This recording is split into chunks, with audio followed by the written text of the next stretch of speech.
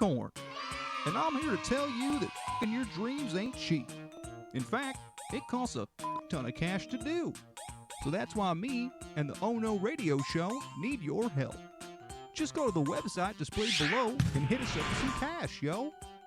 $1, $5, $1 million if you have it to spare.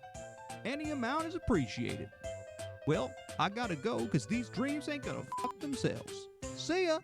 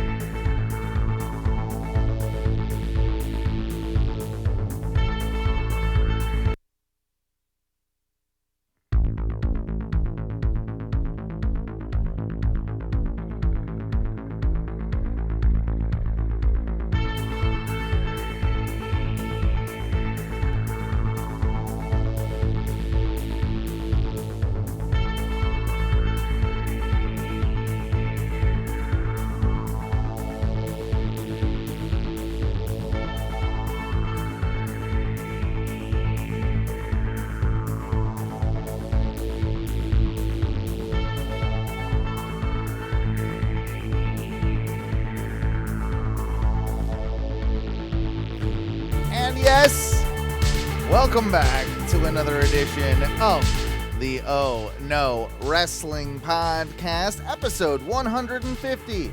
My name is Owen. I'm your Sharp Break Kid and Predictions Champion. Along with me tonight is the one, the only modern day Maharaja. Ladies and gentlemen, it's Matthew. Matthew, no Duncan tonight. It's me and you holding down the fort. And before we get, crazy about anything, I just wanted to make sure that you understood that now we all do live in the CodyVerse. Yeah, we 100% live in the CodyVerse. I felt a shift when I woke up this morning. Yeah. It was one of those things, no matter if I set an intention before bed or woke up with one, there was just something like a reality shifted. And I wonder what type of Mandela effects we're going to see because of this. I feel like, before my eyes, there were stars, there was space imagery, there was like a skull and an American flag. Yep. Yeah, a lot of this stuff happened. In fact, last night I kind of had some night terrors. I had some bad dreams. I feel like I was transitioning in to the CodyVerse, like I was being sucked in through the void.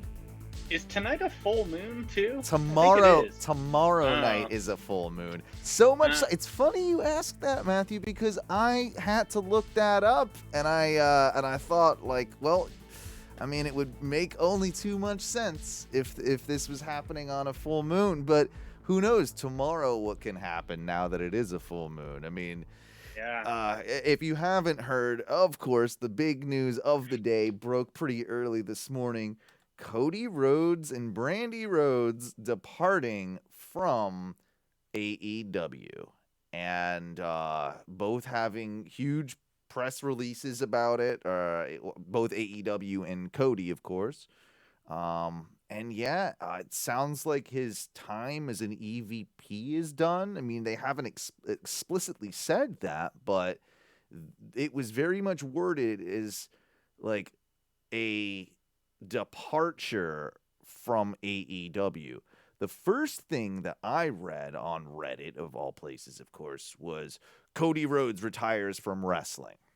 And that obviously is not the impression that I've gotten or anybody else. Cody has not said he's retiring from wrestling. Cody Rhodes has said that his time in AEW is done along with Brandy's, which, this was mind-blowing. We've known that he's been a free agent for a few weeks now, close to a couple months, at least a month and a half. Yeah. And, you figure they were just trying to work out a deal. My question to you, a couple questions first off, is first, initial feelings about it, and second, why couldn't AEW and Cody make a deal? Was it just they couldn't agree on a figure, or is there something deeper than that? Where are your thoughts on this whole thing so far right now, Matthew? There are a few ways I'm looking at it, but when you look at the way it was done, I guess,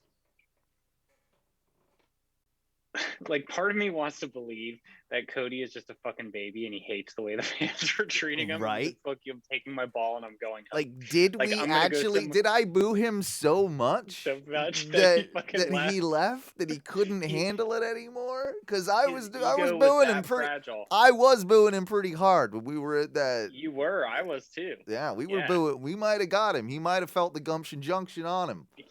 He might have. I mean, it wouldn't have been the first time someone has succumbed to the gumption junction. That's correct. Won't be the last either.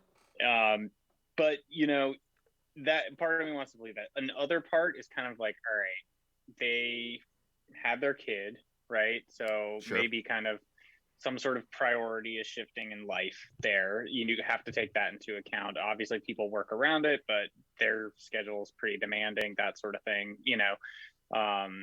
But with that, then I'm like, well, he's got Go Big Show. What other things do you think he's kind of been working on? Although I never watched the other season or seasons, however many there were of Go Big Show, but I've watched an episode. I don't know if you've ever watched any. Yeah, I've watched a couple episodes from this season.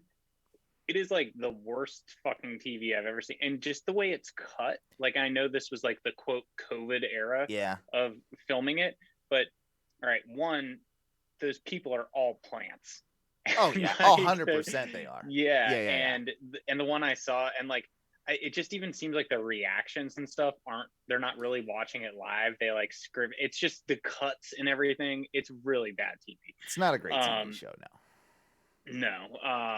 But regardless, maybe he has something going on that he wants to focus on. I'm sure his ego would let him pursue that. He's definitely expressed interest in doing more acting, and that shouldn't have gotten that neck tattoo. Well, that was a bad call if you want to be an actor. I guess you can cover it up. But... Yeah, it's just more time in a makeup chair, right? Like it's just irritating. Like if you're gonna really do that, but I don't know. But it's like, is it a combination of that mixed with a little bit of like things weren't really like character wise, the EVP thing? That's what I guess I'm forgetting. Was it explicitly stated about the EVP role that he was no longer going to be an EVP?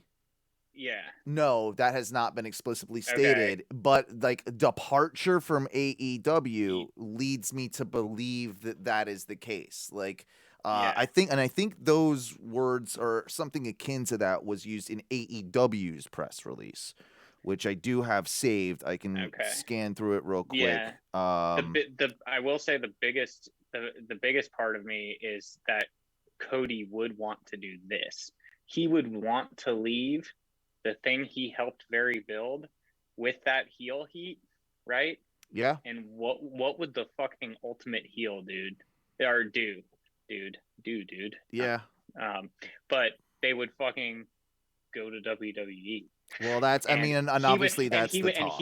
And he would also want to be the first wrestler ever to make that move too, to make the move from AEW back to WWE. It certainly suits his ego. By the way, this is the statement from Tony Khan in the very last, couple sentences. I have immense respect and appreciation for Cody and Brandy, and I wish them the best as they move on from AEW. Thank you, Cody and Brandy. Okay. Move on from AEW, like coming from Tony Khan, implies to me that you're no longer an EVP, or he's no longer an EVP. Like that. My biggest question is what happens to the Nightmare family. There's that. I mean, the realistic thing with that is obviously you've already got QT in place doing a lot of that anyway. You have Dustin, I think, probably there. Like Dustin probably assumes that role. I would guess, something along those lines.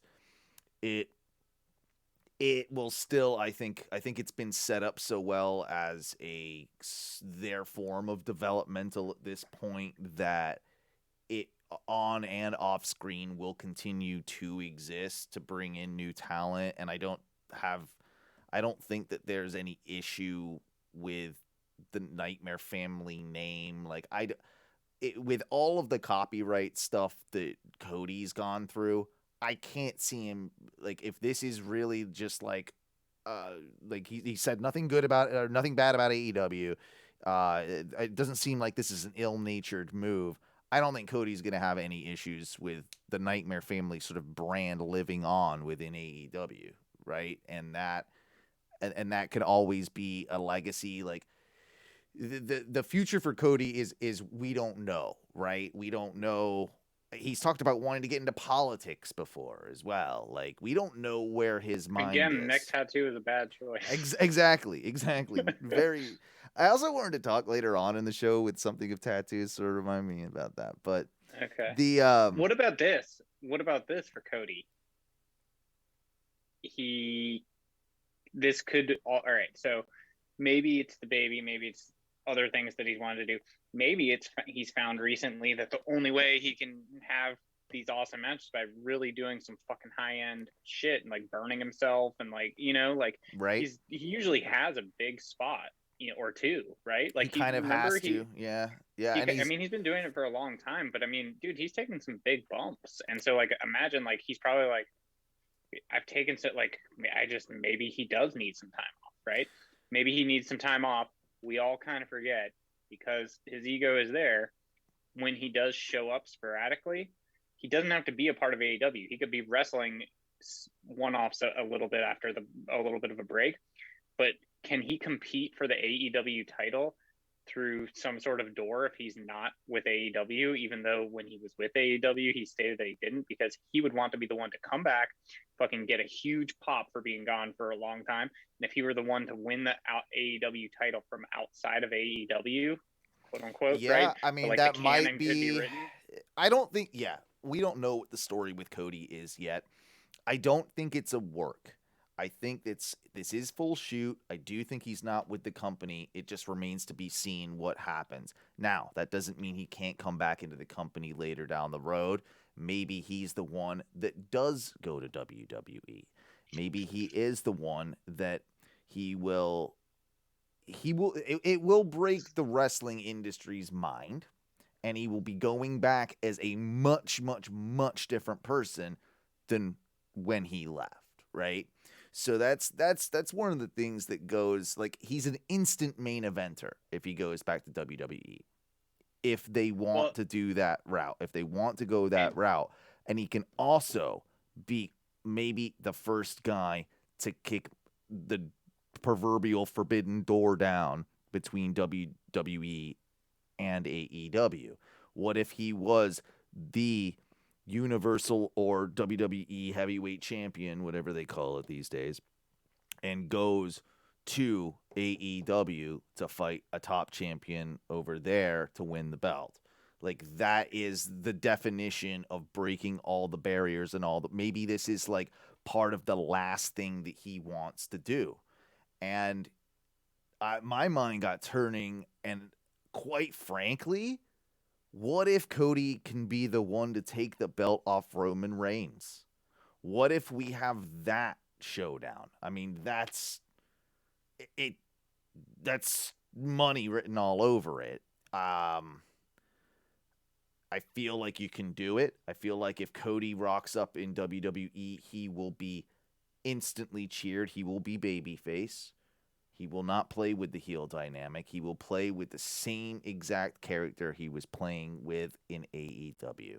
And it's this in-between, but I'll never turn heel because he's here to save the wrestling industry. It's bigger than him. It's a legacy thing that he helped start, basically a new era of wrestling to make wrestling better for other people by creating a company, going back to the old company, and establishing the bridge between the two. That's what I think he's fucking doing. What if in WWE is like, hey, like, come over, like we know you can main event.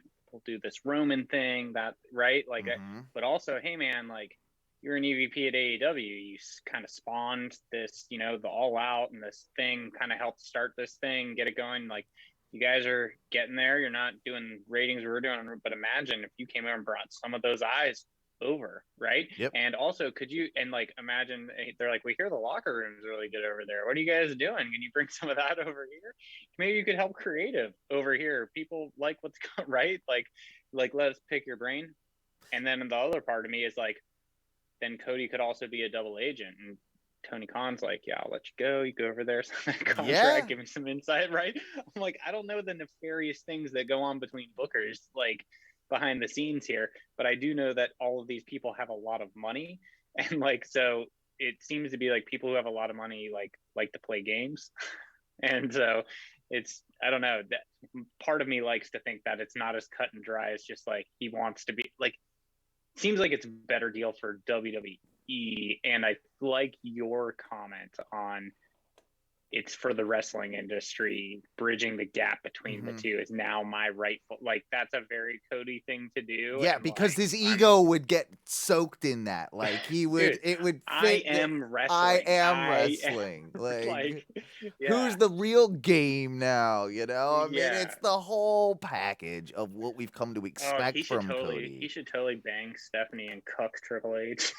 Dude, I've already seen the fake match graphic of Brandy and Cody versus Trips and Steph at Mania, you know? Like, it's please don't. Please don't do that. Don't. Like, for anyone's sake, especially ours. Yeah. But, you know, I could see him defeating, if it's not, maybe you don't do the Roman thing, but you can have him beat a Lashley if you kept the belt on him.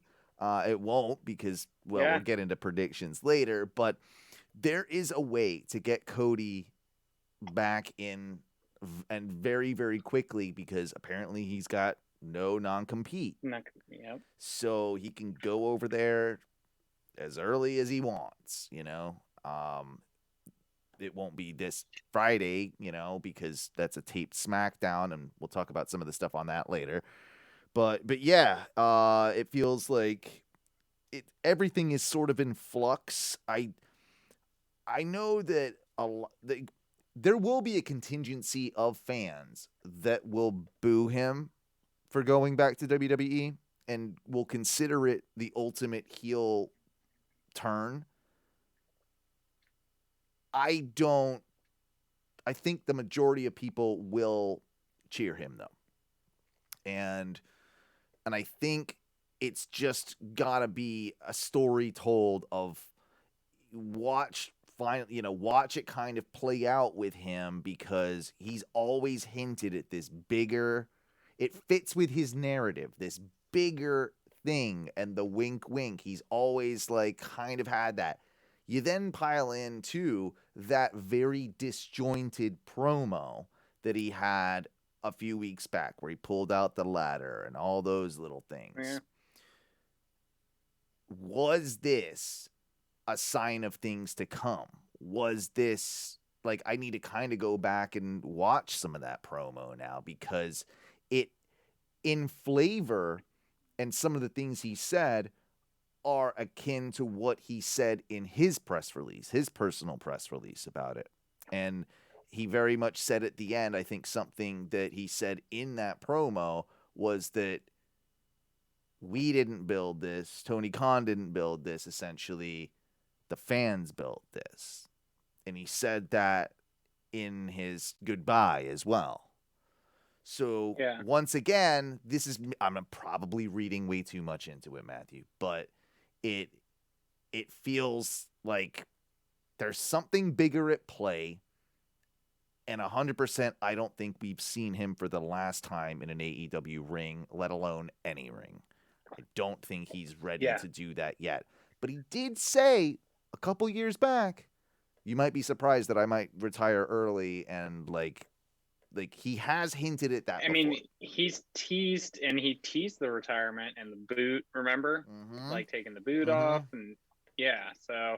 But he's definitely not said that he's retiring. Yeah. Yeah. I don't know. What do you do with him if he goes over to WWE? I mean, who do you? It's a long road to book, I guess. I think the Roman one. Intercontinental champion for a little while. Oh God, you know.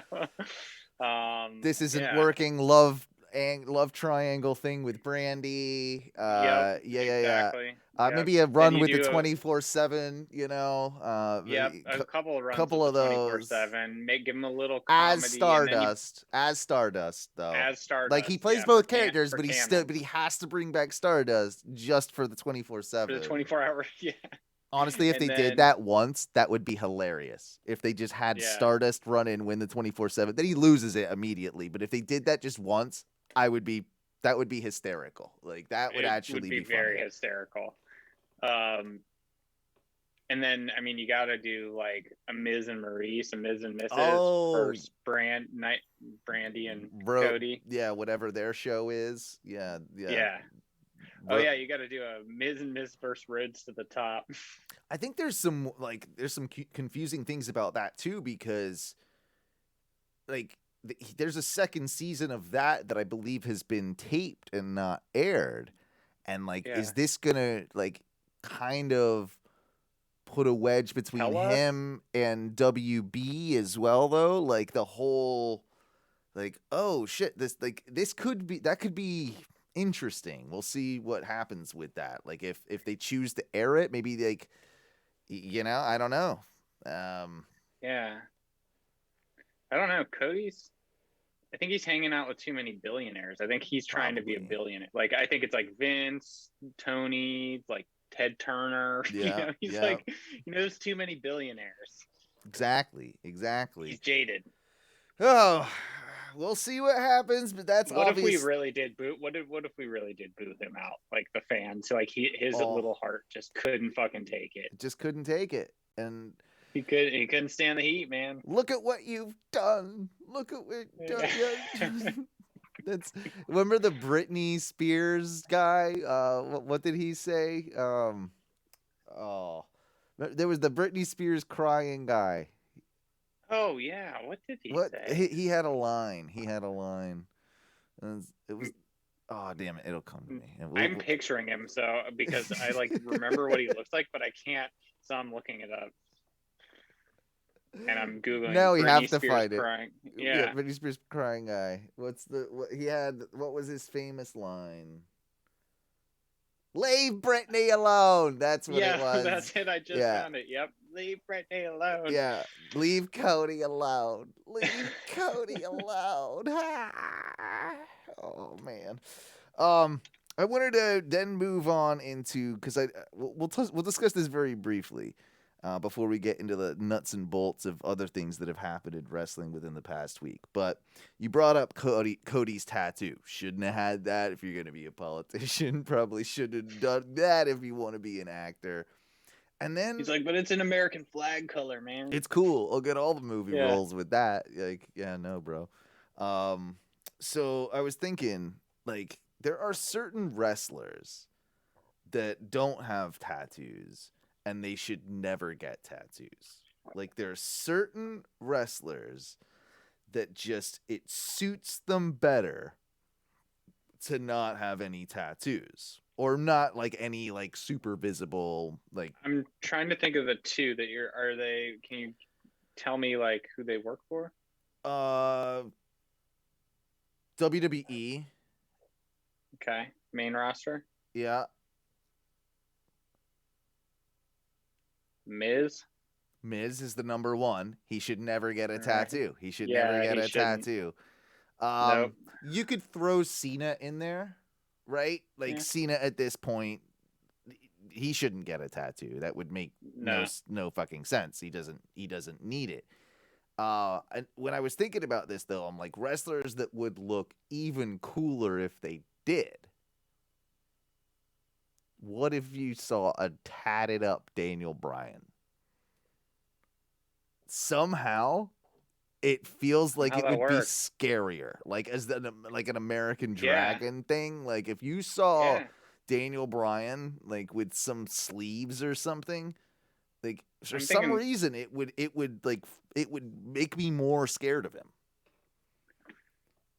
Yeah, I'm picturing a fairly terrified version. Although the setting I'm picturing him in is like some sort of raw underground. Yeah. Like It's smoky and in sepia and but his hair, he's got the long hair, but it's like slicked back, but the beard is like frayed out, right? Oh, It's yeah. a little wilder, and he's got the tattoo. He's got to have stomach tats too, though.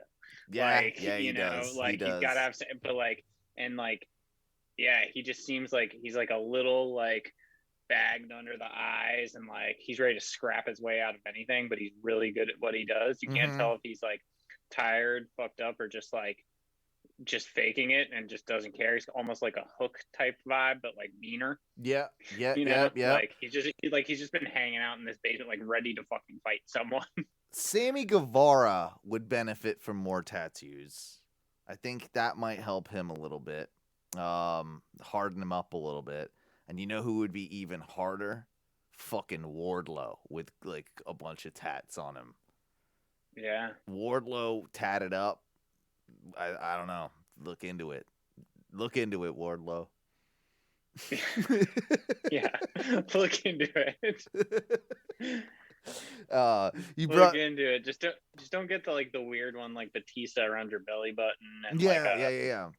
Maybe have a Yeah. consult with a few people and like exactly. Get something pretty cool. You know, as much as I'm not like the biggest fan of them, they're like kind of just basic tattoos and everything. I'm like, for like the most basic tattoo, like they're not horrible. Like I would never get them, but like Randy Orton's tattoos, oh god, like on his arms, I don't like them, but like the skulls now. Well, they were worse when it was just like the tribal thing. Yeah, just I'm talking about just as the skull. Yeah, on his arms. Like it's very like, but I'm like, but they suit him. Basic and like it suits you, man. It suits you. 100% suits him. Like that. Yeah, he is a generic skull type of dude. Like that's that's the type of dude he is. You mentioned Hook a little bit ago, and I will say keeps getting better. Like he's doing it every week. That kid's money. He's really good with those the power moves when he does those suplexes and lifts. Really good. Doesn't overwork them. Does a lot of like the technical, you know, kind of like wrestler and like, you know, mat work. He does that super quick too, and he does it in these little spurts. It's not always the same thing. I like it. I had like a weird fantasy match in my head, but only because I want to see one of these competitors absolutely just destroyed by the other.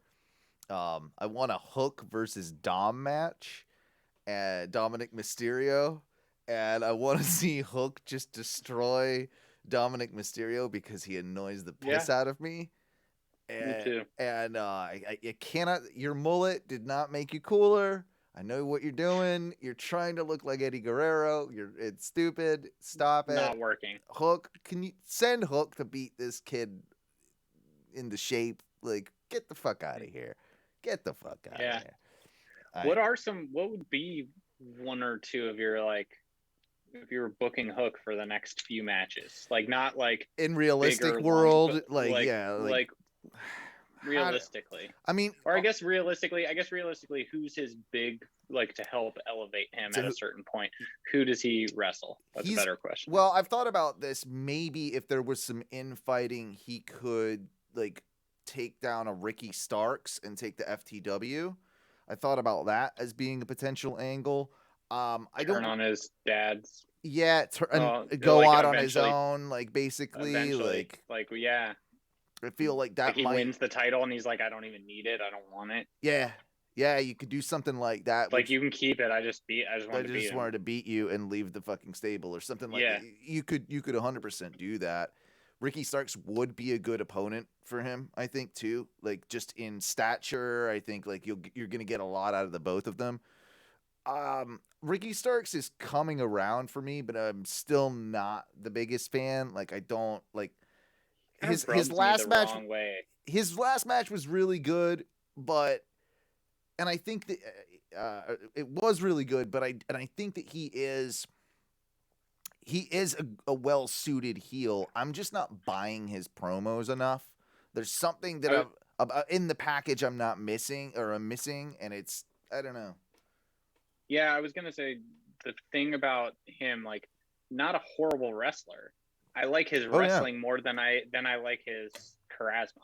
Yeah. And that's the thing. He rubs me the wrong way on the mic. I don't know if it's just like I don't like the character he's supposed to be playing, or that he doesn't do that character as well as he should, and it comes off as annoying. But there is something that doesn't complete the whole package, and it has something to do with his character work. It's not his wrestling for me, it's the character work. Yeah, I think it's like, you know what, when I think he's kind of a victim of a weird circumstance as well, and he looks a bit too generic indie wrestler at times, and he came in not too long after Sammy Guevara, and they do have a bit of a similar look. They don't have a, like, in a weird little way they do.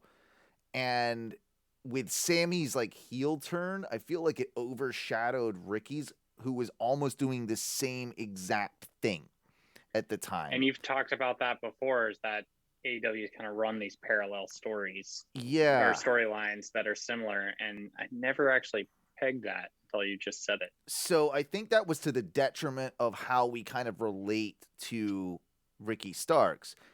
He, in a way, he can come across as the Wish version of Sammy Guevara. Like, and that's nothing against the guy's skill. Like, I think he's, you know, an incredible wrestler.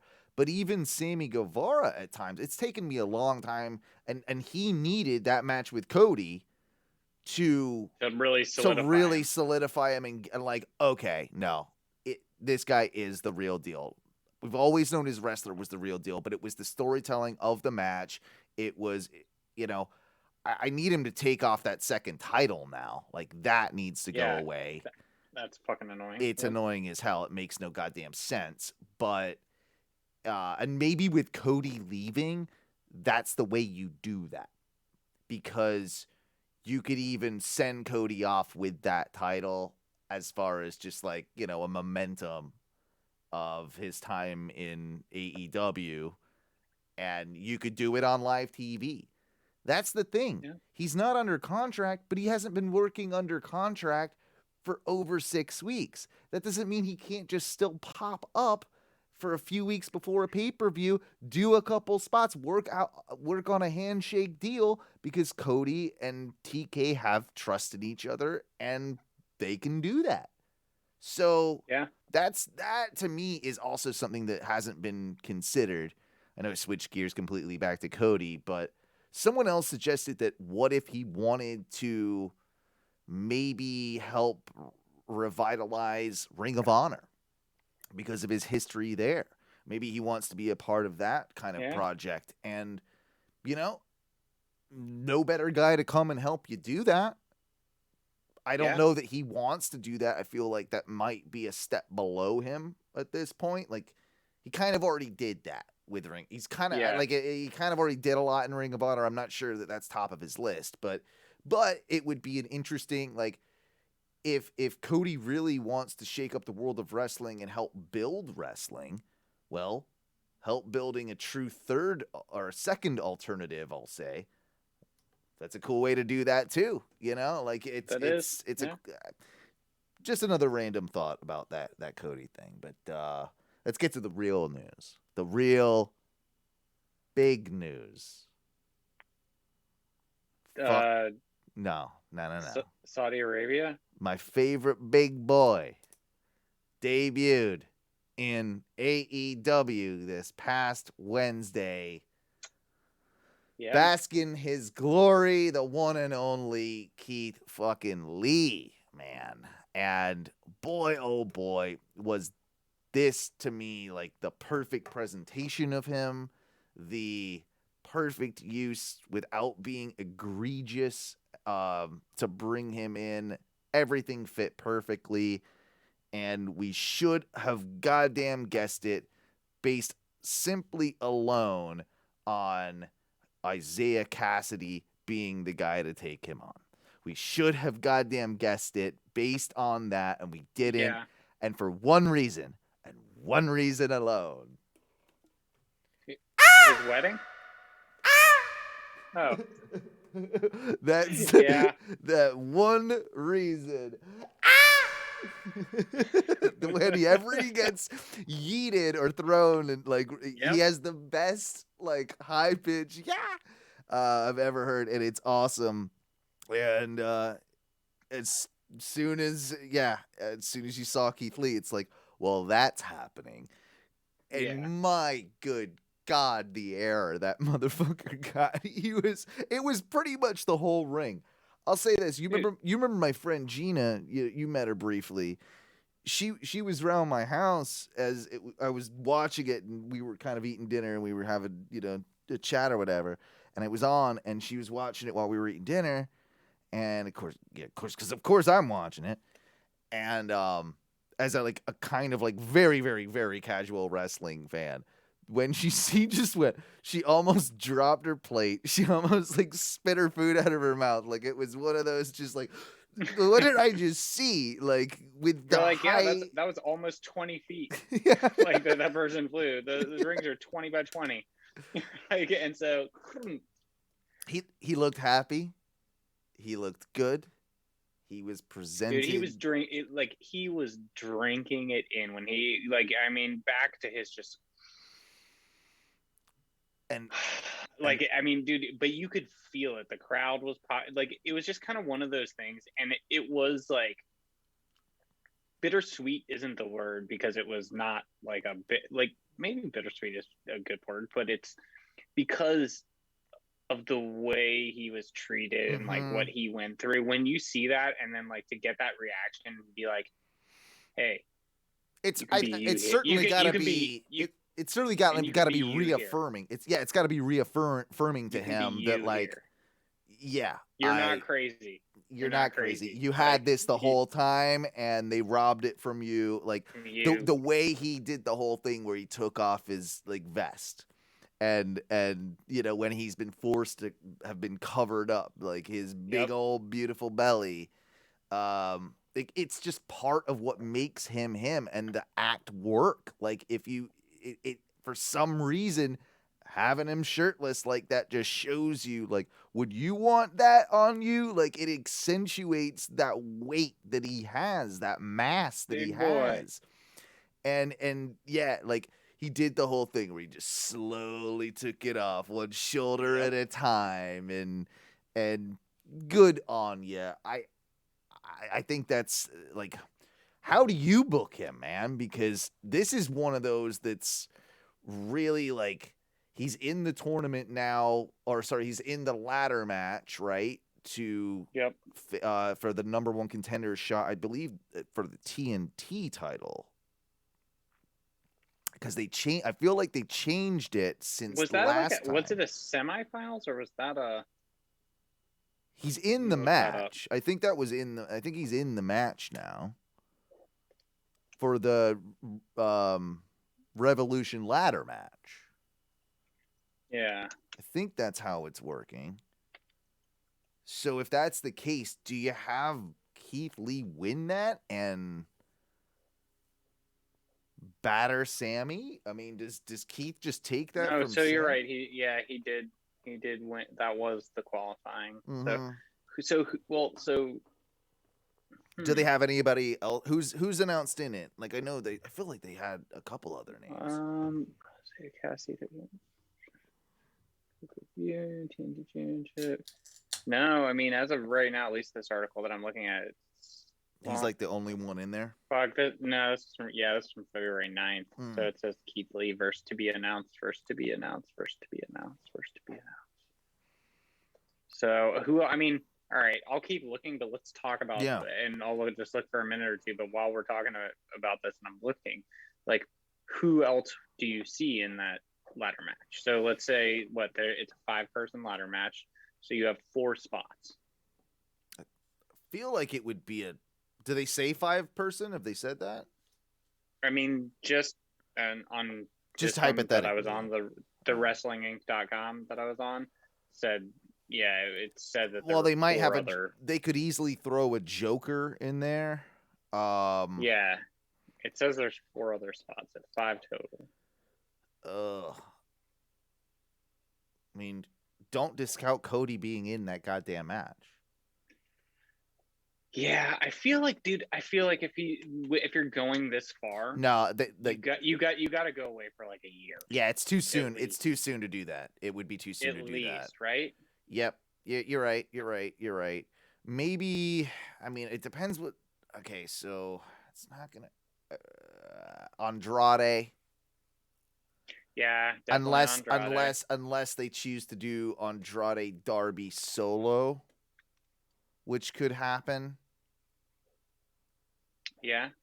I feel like an Ethan Page or a Scorpio Sky would fit in that match. Yeah, because they're not going to end up winning. No, because you do need to fill it out. You do need those guys. I mean, you could have Darby in there, and then it's Darby. Oh, wait. It's Darby. Oh, maybe there are Andrade. people.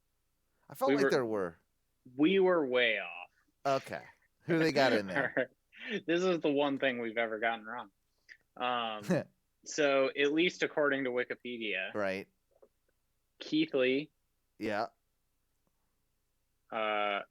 Well, I guess these are guesses. So okay, either guesses. Wardlow or Max Caster. So these must be the other qualifying matches.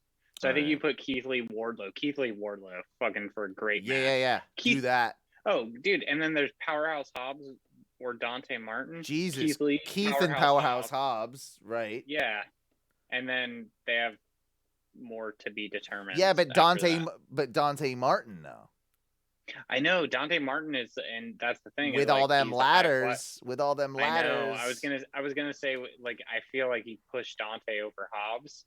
Like, if you're booking this, yeah, I do think that you could do a Powerhouse Hobbs, Keith Lee down the road, that because Hobbs needs something. He does, and not, you could You could use this match though to set that up. To easily set up a Keith Lee Powerhouse Hobbs feud, or a Keith Lee Wardlow feud. I feel like that's got money written all over it.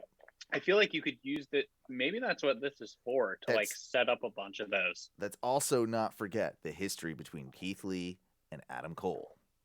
And if Adam Cole were to say beat Hangman, who his next challenger might be in the man that took the belt from him once upon a time, in Keith Lee, I think there's a real strong chance you could see that. I do, and I do too. Or even if Cole doesn't win, you can run that back all day, and you can still do it without a belt. Like, it's because the story's already kind of there. But then again, that a belt makes it fucking that much better, though. It would feel better if it was the belt. I will say this. This leads me to the question: like, what do you think about Hangman and his run?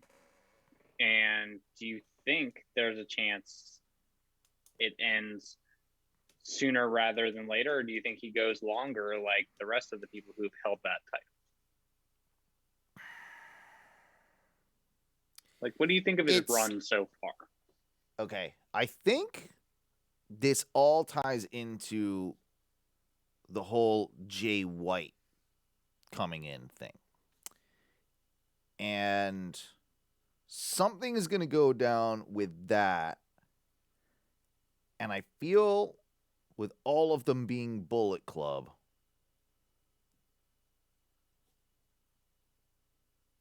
I feel like they're going to kind of further the narrative of the separation of the Elite and Bullet Club. They're going to do like an Elite versus that version of the Bullet Club. They are. And then, which will because eventually also lead to an Omega Cole. So I think to set that up properly, I think you have to have a cheating Adam Cole win the belt. Well, and I think at some point the Bucks have to do maybe not this match, but something, because Hangman has to come back. Hangman and the Bucks are gonna have to reunite at some point. Yeah. And then what's gonna get even more complicated, of course, is when Kenny comes back and where his loyalties are going to lie. Yeah. That's gonna be the interesting separation, and more than likely, it ain't gonna be with Jay White. Yeah. So definitely not. I'm not the biggest Jay White fan. I think Duncan's kind of the same way. I'm glad.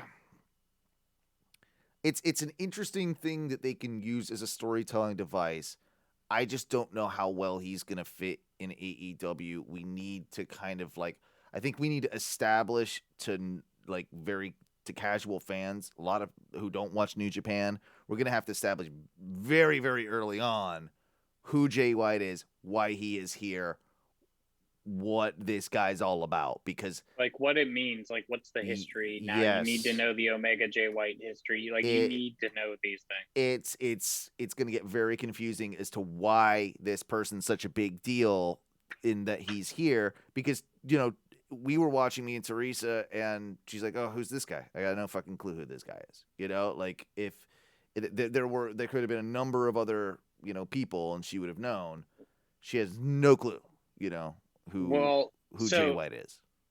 And so I want to come back. So I want to read. He had some comments here on this podcast that I bookmarked. So I'll read these really quickly. Mm-hmm. But I do want to get to the larger question after that. So please don't let me forget, which is Tony Khan, his Forbidden Door, and Keith Lee and Jay White, and like him kind of doing his little thing afterwards, right? Right. And like I do want to talk about that for a second. Yeah, because it is definitely weird, for sure. It's very weird. So I wanted to get your opinions, but I will say so. Basically, there's this article on Fightful, and so he was, I guess, on a podcast, and so when he discussed his appearance on AEW Dynamite, quote, "The invitation came through my good buddy Adam Cole. He reached out to me and asked me if I would like to come and maybe give the Young Bucks a hand, as he said. It was the right time because the right person asked," he said. When asked about his goals as he shows up across various promotions, White said, "What I'm doing is really trying to rejuvenate Bullet Club in the way that I truly see it. People can sometimes say whether they think Bullet Club is stale or not, especially since my absence from Japan, with the likes of Evil and the House of Torture trying to say they are the still Bullet Club and Bullet Club was done. I put it on myself to go to Impact and New Japan Strong and AEW to prove that Bullet Club runs through me." So definitely a lot of Bullet Club talk there. Like, yeah, and you got the Good Brothers there too in Impact, and you got the So with White, so there's been a divide in the Bullet Club over the years. As the group split from the Elite, Tama Tonga has thrown shots at Kenny Omega and other members of the Elite. Blah blah blah. Well, that's the big one, isn't it? Tama Tonga would be like that's the big, yeah. That's the big one. With White and Cole seemingly on the same page, maybe Bullet Club can be united. So, coming back from Jay White, why can't Adam Cole and the Bucks throw up the Too Sweet again? Maybe if I'm the one that is extending the olive branch and trying to make it work, maybe they'll be more open to it. We're obviously off to a good start. Why can't we have the Bullet Club united across AEW, New Japan, Impact? It's a cool idea. It's definitely a cool idea. But I think you also then do that, and then you have like Jay White, Adam Cole, and this kind of like, and then eventually fucking Kenny comes back, and Kenny's like, "What?" And he's like, "I gotta run through all of you." Yeah. It's like him versus Jay White. To be the top Cole. boss again. Like, yeah. And that's a good way to keep. And that's how Kenny can fucking retire and end his fucking career. And it's also a good way for him to like not have to be in the world title whilst keeping him very relevant and interesting, very relevant. and probably turn face in the process. Yeah. That puts a huge smile on my face, actually. Yeah, no, that's probably how you do it. That's pretty cool. You want to move? We should move on a little bit here. I'll throw one at you. Oh, but I did want to get your thoughts on Tony Khan backtracking or trying to make. What was the question? Like he was like, oh my, like backtracking on the Forbidden Door thing because Keith Lee, if that, people are like, yeah. what's that? And he's like, well, I got Jay White on Sunday, and I guess my definition of Forbidden Door is different than your definition of Forbidden Door. I'm like, he dude, said he stop, fucked up his own definition of Forbidden Door, so Yeah. then he felt the need to correct it by getting Jay White for the fans on Sunday. Don't do that. Don't do that. Like, also read the tweet multiple times before you send it. It's forever once you hit send, right? I don't and like on top of that, like this is a big thing, and they've botched all the big things. Yeah. Why does like do you think he gets excited and he gets antsy and he has money burning in his pocket, so he's like, oh, I can get, it's probably a little cocaine as well, or Adderall or something like that, and he gets into a space where he ends up staying up all night and getting Jay White to fix a broken tweet that doesn't make sense in his own Tony CodyVerse, don't do that, man. Delete the tweet, say I shouldn't have said Forbidden Door. There's going to be a big debut, though. You're going to really like it. Tune in on Wednesday. That's it. That's all you got to do. Instead of having to probably pay out your ass to get Jay White on television, and show him up on a backstage promo. Because I think he also would have known. He also knew that he wasn't going to get the pop. Exactly, because it hasn't been built properly to get the pop. Yeah. Like, you can do it right, but take your time to do it right. They're so good about taking their time with certain things, and so for them to rush certain things is also kind of like, don't do that. Like, that was a waste. That was a waste. There was no need. Just, save slow roll it. Yeah, slow roll that one. Tease it a little bit.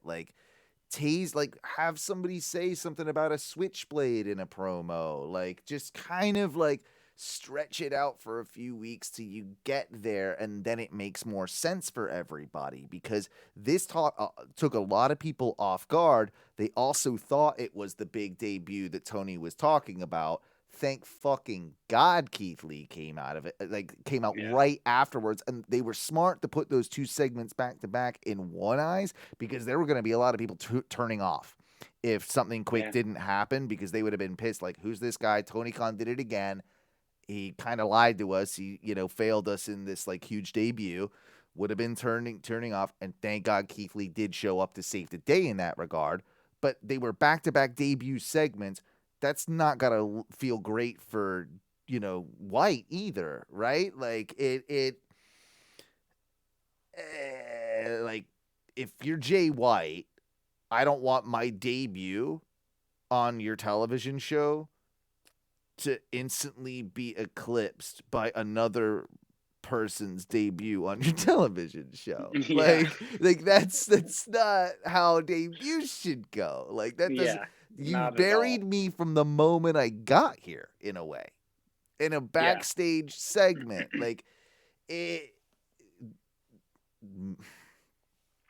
We'll see. I know we can cut some really scathing promos, and I know he can be a hell of a bastard and a really good heel, so he might be able, if just given the microphone, to turn it all around in one promo, and that's what they need to do. But they need to do it Wednesday. They don't need to do it because he came out on Friday. They need to do that Wednesday. No, it was on Wednesday he came out. It wasn't on Friday. No, Wednesday was on the backstage. Yeah. But then he came out into the ring on Friday. But he didn't say anything. He didn't say anything. No, he didn't. So that's what I'm saying. Now is the perfect time. Like you're saying, Wednesday, he has to say something to make an impact, or else why am I here? Why Adam Cole brought me in? And I think in a lot of ways, this is going to be Adam Cole's, what he thinks is his ticket to the AEW World Title. This is the insurance policy that he's going to get. And also the second Jay White says Bullet Club, the fucking stands are everywhere going to be yes, all the merch is coming back. All the merch is coming back. I'll fucking wear my shirt again. I still got them in a drawer. I still wear my Bullet Club jacket, that satin bomber one. I still wear that. It's a good jacket. When I'm walking the dog, dude, I feel good. I love it. Throw up some 2 sweets just to whoever. Also, while we were talking about Tony Khan's tweets, I know we got to move on. Funny thought. What would Vince McMahon's Twitter look like? Would it be kind of like Donald Trump's, but about wrestling? I mean, Like, I have the best wrestlers and the best show and the best writers. Everything else is fake news, fake wrestling. If he was actually typing his own Twitter and was like, there'd be a lot of that. That would definitely happen. He would also not have liked the Super Bowl halftime show.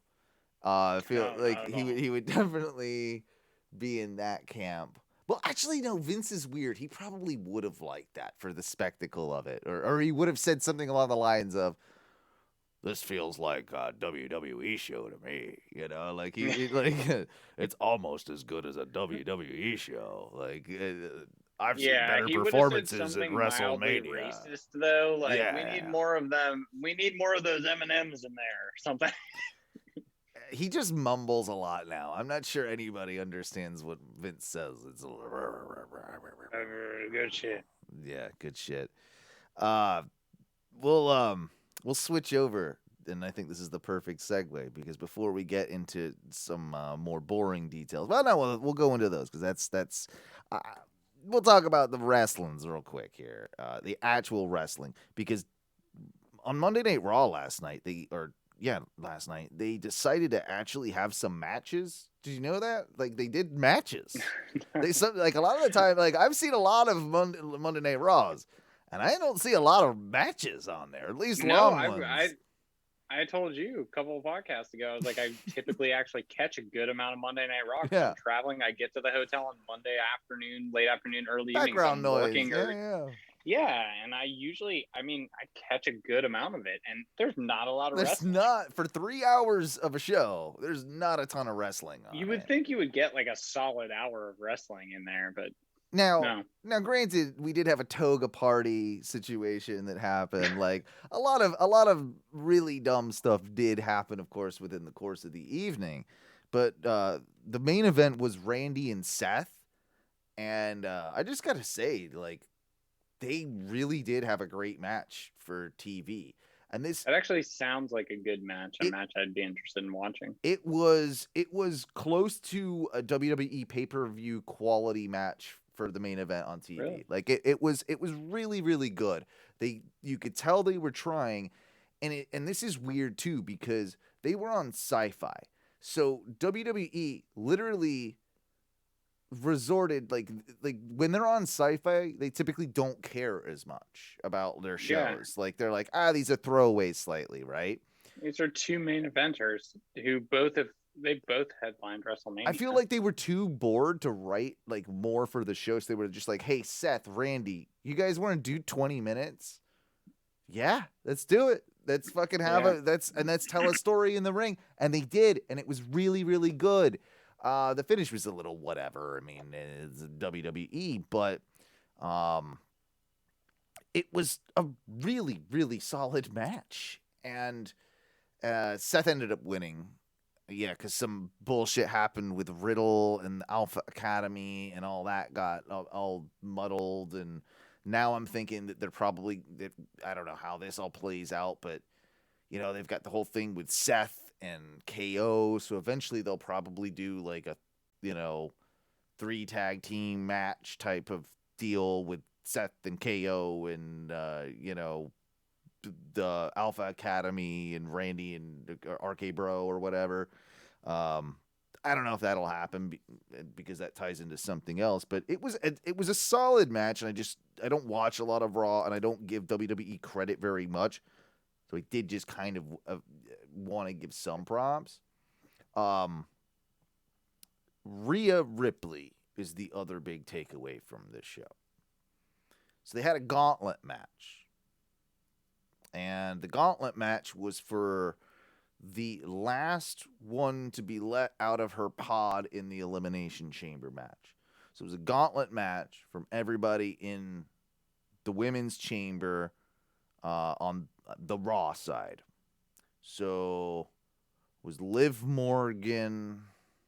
Oh, I've forgotten them all now. Can you pull that up? Damn it. I can pull that up. I got him. Actually, I got him right here. Hang on. I've got to have them right here. Yeah. So, okay, it started off with Nikki Ash, or ASH, right? She came in first, and her and Rhea, of course, have the history. So it was Rhea and Nikki Ash start off with gauntlet match style. And they had a real good one-on-one, and it kind of tied up some bows with Rhea kicking Nikki Ash's, ass finally, and feel like that might be a little bit more out of the way. I believe next it was either Dewdrop or Liv Morgan. Liv Morgan, the chemistry wasn't there, it wasn't that great, but Rhea and Dewdrop, Piper Niven, have some. Yeah. It was the first time they've ever met in the ring. Apparently, they have some great chemistry, and I feel like you can do a lot with something like that. Like if you were to repackage Dewdrop and put her in big girl clothes, do something with her properly, you could do a lot with Rhea and Dewdrop, because there was something there. It was okay. So I think it was Dewdrop second, then Liv Morgan third, Rhea wins, then Bianca Belair, and Rhea absolutely had another banger. But here's the problem with this. Why? I'm going to ruin it for you, of course. But Bianca Belair ends up winning. This is not what you do before an Elimination Chamber match. Why would you have Bianca Belair win this? Bianca Belair now gets to come in last. She beats the heel, or another face, right? First off, it doesn't make her look good in this gauntlet match. Now the face gets to come in last in the chamber match. All of this is not like how you do face stuff. And it like, you had Rhea go, I think it was like 47 minutes. Why would you not just have Rhea win and come out last? Yeah, this gauntlet match is 47 minutes. It was with the breaks, because of course you have match, Rhea wins, commercial break, match, Rhea wins, entrance, commercial break, right? It was almost a good format for WWE. It was smart of them to do in a lot of senses, because they can match, commercial break, match, commercial break. Like, it was a good formatting decision. That does say that I do think that says that they're kind of behind Rhea Ripley. Absolutely. And pushing, because every time someone comes back, there's new viewers, right? And she's on your TV. Exactly. And I've been watching it in the corner, this Piper Niven, Dewdrop and Rhea Ripley match. So it's YouTube. The first thing that popped up is like 3 minutes or something. Mm-hmm. Not bad, like you're saying, right? And they told a good little story in it too. At least in this 3 minutes that I've seen. And you know what I think works about this? Because I wasn't sure until you said it, but I think because Rhea Ripley is like taller and bigger and broader, and Dewdrop is just a little bit bigger, like girth size, right? Like, they both hit each other. I think that they have to sometimes with like the smaller females. I know Nia Jax said this, I think, on like she has to pull back, essentially. She has to pull back. So I'm watching this, right? They can hit each other full force. They can hit each other and the way they can they're pick each other up and slam them more and everything like that. And so it makes it more realistic, and you actually get to see the power that these women have, which makes it like much more believable, which I would agree now with what Nia Jax said, is that like when you pull back, like you're kind of like letting it doesn't make it look as good, because that 3 minutes that I just like casually glanced at every now and then in the corner as you were talking, like, that was fucking good. Now, they should have saved this for maybe a later down the road type thing, but they did play into the story of, can Rhea get her up for the Riptide? And she does. She like it's not the most perfect one. It's kind of like when Lex Luger body slammed Yokozuna type thing. Like, Yep. yeah, you did technically, but like she just about got her up high enough to get the riptide in. Like it wasn't like she does with the smaller performers, but she still did it, and she still won with that. Like so that can be something to help build Rhea. The problem is, why don't you just let her go through the whole thing? I doubt that she's going to win the chamber, but at the same time, if she's not going to win the chamber, let her have this match. Now now you've kind of got me confused because also, I mean, which is a good thing. I just because they've announced now Alexa Bliss as the surprise entrant in the chamber, which felt like all these vignettes with her have been dumb. I think we're all a little bit over the Lily, spooky Alexa Bliss stuff, like especially now that the Fiend's gone, none of it even makes sense. But did she get like cured last night? That was what that was what they said. I don't know. I didn't catch a lot of that shit. I won't watch that part. But yeah, I think she's cured now or something.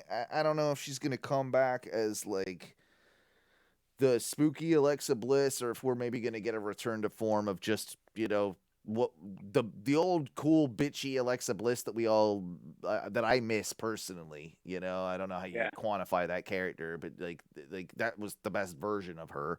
And if we do get that, is she a possibility of winning that match and going up against Becky Lynch? I don't know. Maybe. I still feel like this has all been set up to basically just put Bianca Belair in the main event with Becky as kind of a redemption arc for what happened with Becky's return last year. So, like, that's my personal thing, but we can get to those later. I don't know. It felt underwhelming that it was Alexa Bliss, and that like to me, I don't know. I felt like that it might have been something a little bit more surprising, like a Trish Stratus or something. You just brought back Lita, or I guess we've seen Trish. I don't really need that, but I mean, I always need Trish, but we all do. We all do. But yeah, like it was an odd one for me. Like we'll see how it goes. I do like the fact that they are pushing with Rhea to a certain degree, and there was a moment at the end of the match, at the very end of the gauntlet match, where Bianca had defeated her, where Bianca definitely she pulled her up, gave her the credit. There was the handshake and hug, but there was a look in Rhea's eye that maybe, just maybe, I don't know if it was intentional or not, because she had gone the distance, and but a Rhea heel turn for me is I wanted it. I'm like, club her, get her, Yeah. But maybe we'll get that, and that will be the payoff for her at the Elimination Chamber. Yeah, we need a heel turn with her. We do. 100%. Mm-hmm. We have to get that. Yeah, I think it'll happen, and I think that's probably hopefully the building blocks to get to that point, to hopefully rehabilitate Rhea Ripley, because she's been obviously, just fucked over so many times. What do you believe about this? I think it's bullshit. Brock Lesnar said that the Wee Man spot, I'm sure everybody's seen the Wee Man spot, was spontaneous, that it just happened. Same, roll eyes, right? There's no way that just happens. Thank you. No, I'm not buying it, Brock. Have a good one with that one. Yeah. Couple random things. But Pac McAfee got some fucking clicks. Yeah, he did. I mean, I watched it, so yeah, we all did. So on that same note, with the Jackass vibe here, Sami Zayn. Spoiler alert! If you haven't seen fucking SmackDown coming up this week on Friday, apparently Sami Zayn wins the Intercontinental title from Shinsuke Nakamura. It's been all around the dirts. Should have probably. Shinsuke has had such a good run. I can't believe they would do that. I On mean, he defended it. mean, He defended it so many times. He was on TV so week in and much. week out. I mean, what a fighting champion! You know, just for you know what? I wouldn't be mad if they actually did a full revamp of fucking instead of sad Corbin, sad Shinsuke. sad Shinsuke. He's on the beach like it's a gloomy day. He's on the beach with his surfboard, and he's just there looking out at the waves. Because he lost the title, and things just keep going downhill. And then Happy Corbin comes and finds him. He lifts him up. Teach you the way, and then they tag together. You know what? I would rather that than not see Shinsuke at all, or not have it, like something like that's fine. And you know what? Sami Zayn is deserving of that IC title, and he's been doing brilliant work. But the rumor is now that we're gonna have a Sami Zayn Johnny Knoxville match at WrestleMania. That's what's been going around. And if they do that, you know, we're gonna have a Johnny Knoxville champion for a little bit, right? Like if they do that match, there's no way that Sami wins. Like, there's no way. Like, it's no. And then it's going to be back to the conspiracy. Back to the conspiracy. I mean, I wouldn't mind Johnny Knoxville hanging around on WWE TV for a few weeks until something happens that he loses it. But, like, it's 2022, guys. I still stand behind that. I think those glasses he was wearing in the Rumble had cameras in it. I haven't seen the movie yet. No, I don't know. I haven't. No, but I'm saying in the Rumble. Oh yeah. No, I know. Yeah. I said that. Like but I feel like they would have cut that into like a clip at the end or something like that. Maybe I think it had already been released. I think because they're saying they're done after this. Like they will release it'll be some sort of special footage or something. Yeah, I contend. Yeah, you're probably right, and it was definitely Andy Kaufman inspired gear. I definitely stand by that too. So yeah, maybe we'll get to see that. Have you seen Jericho on this really terrible show called Fast Foodies? Have you? Because they Fuck yeah, I watched the entire thing. You watched the entire thing too. I was playing it. Dude, I was literally. I told you I was getting a little more into edible vibes recently, and I was like sitting there, and I was like, oh shit. I was like, I was like, not really into this. And then 30 minutes later, it's like, it's over? Yeah. I was like, come on. Yeah. So I like how he wants what is it, Cracker Barrel breakfast or something, and like the whole concept of the show is that they like deconstruct it and like try and replicate it, then they deconstruct it and they deconstruct to reconstruct, bro. Yeah, I mean it's pretty terrible. It's a pretty terrible show, and the hosts are pretty obnoxious. And I would have eaten a lot of the food though. Jericho is definitely just being Jericho when he's on there too. Like But he's being like nice Jericho. Like he's trying, like you could tell he probably does not enjoy this. Like he's not, I don't think he's having the greatest time, but he's putting it on. And well, cause he has to like sit there. I thought about it while he was doing it. I was like, he's like sitting there and they're like, all right, cameras are rolling. They're cooking fucking banter. They're like fucking banter, monkey banter. They're like, go. Do something fucking that's kind of entertaining. Yeah, and he comes up with some shit because it's goddamn Jericho. And then like it was like the same chef. She did it, I think, twice, maybe 3 times. She's like, "Oh, come over here. Do you want to help cook?" Like, no, the other 2 dudes are like, "Nah, dude. Like, we're just gonna cook. Like, whatever." Yeah. Oh, the stakes are high, man. Oh. That would be the fucking phrase I would use if I'm ever on a cooking show. The stakes are high. Stakes are high, man. I like it. No, there's something that when I was watching this show, I realized, and I've been noticing it, and I haven't been able to pinpoint it for years with Jericho. And it happened probably towards the end of his WWE run into pretty much every run since, wherever he's been. And I haven't been able to pinpoint it, but they did this weird little silhouette of him, like from behind when he was walking, like it's like Chris Jericho going to the restaurant on this Fast Foodies show. Oh, okay, I know what you're talking about. Right. Yeah, So it's like the exterior shot. They've got the shot of him walking down into the restaurant. Now, Chris Jericho it's like entering the Shark Tank. Yeah, exactly. So I noticed something, and I finally realized what it was. Chris Jericho has a tiny little step tight jean walk. Dick. It's the tight jean tiny step walk. Have you ever noticed? He does Like, they're this, so tight it makes him pigeon-toed. Yes, it makes him barely it's like I don't know how to really fully explain it, but his pants are really tight. and he does Like, this little can we just talk about this for a second? Like, they're too tight. They're too tight. I also don't know what he would. That should be the new internet trend. All right, internet listening, especially people in the group. You guys should make memes because I'm way too lazy to do that stuff. But like, put like Jinkos on Jericho. Put like some khakis on him or something, like something like regular straight leg. Let's dress Jericho up. Yeah, get him some pleats, like something, but like the pants aren't just to see what he would look like in all the different styles. It is hilarious. He's got this little tiny it is kind of a penguin walk.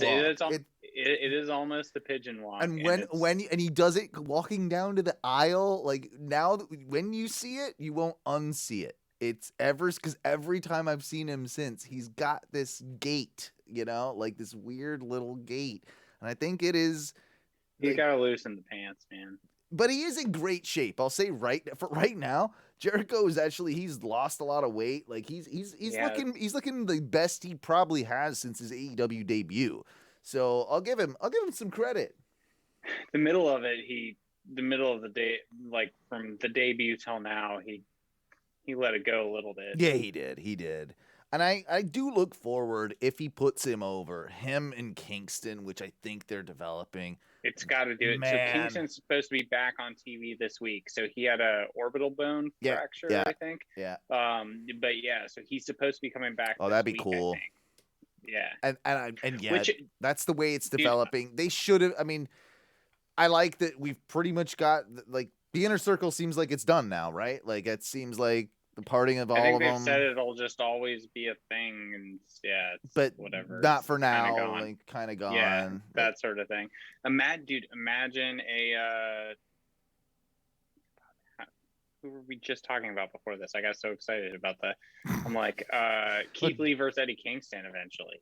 That would be a cool match. Oh, wow, yeah. That would be interesting.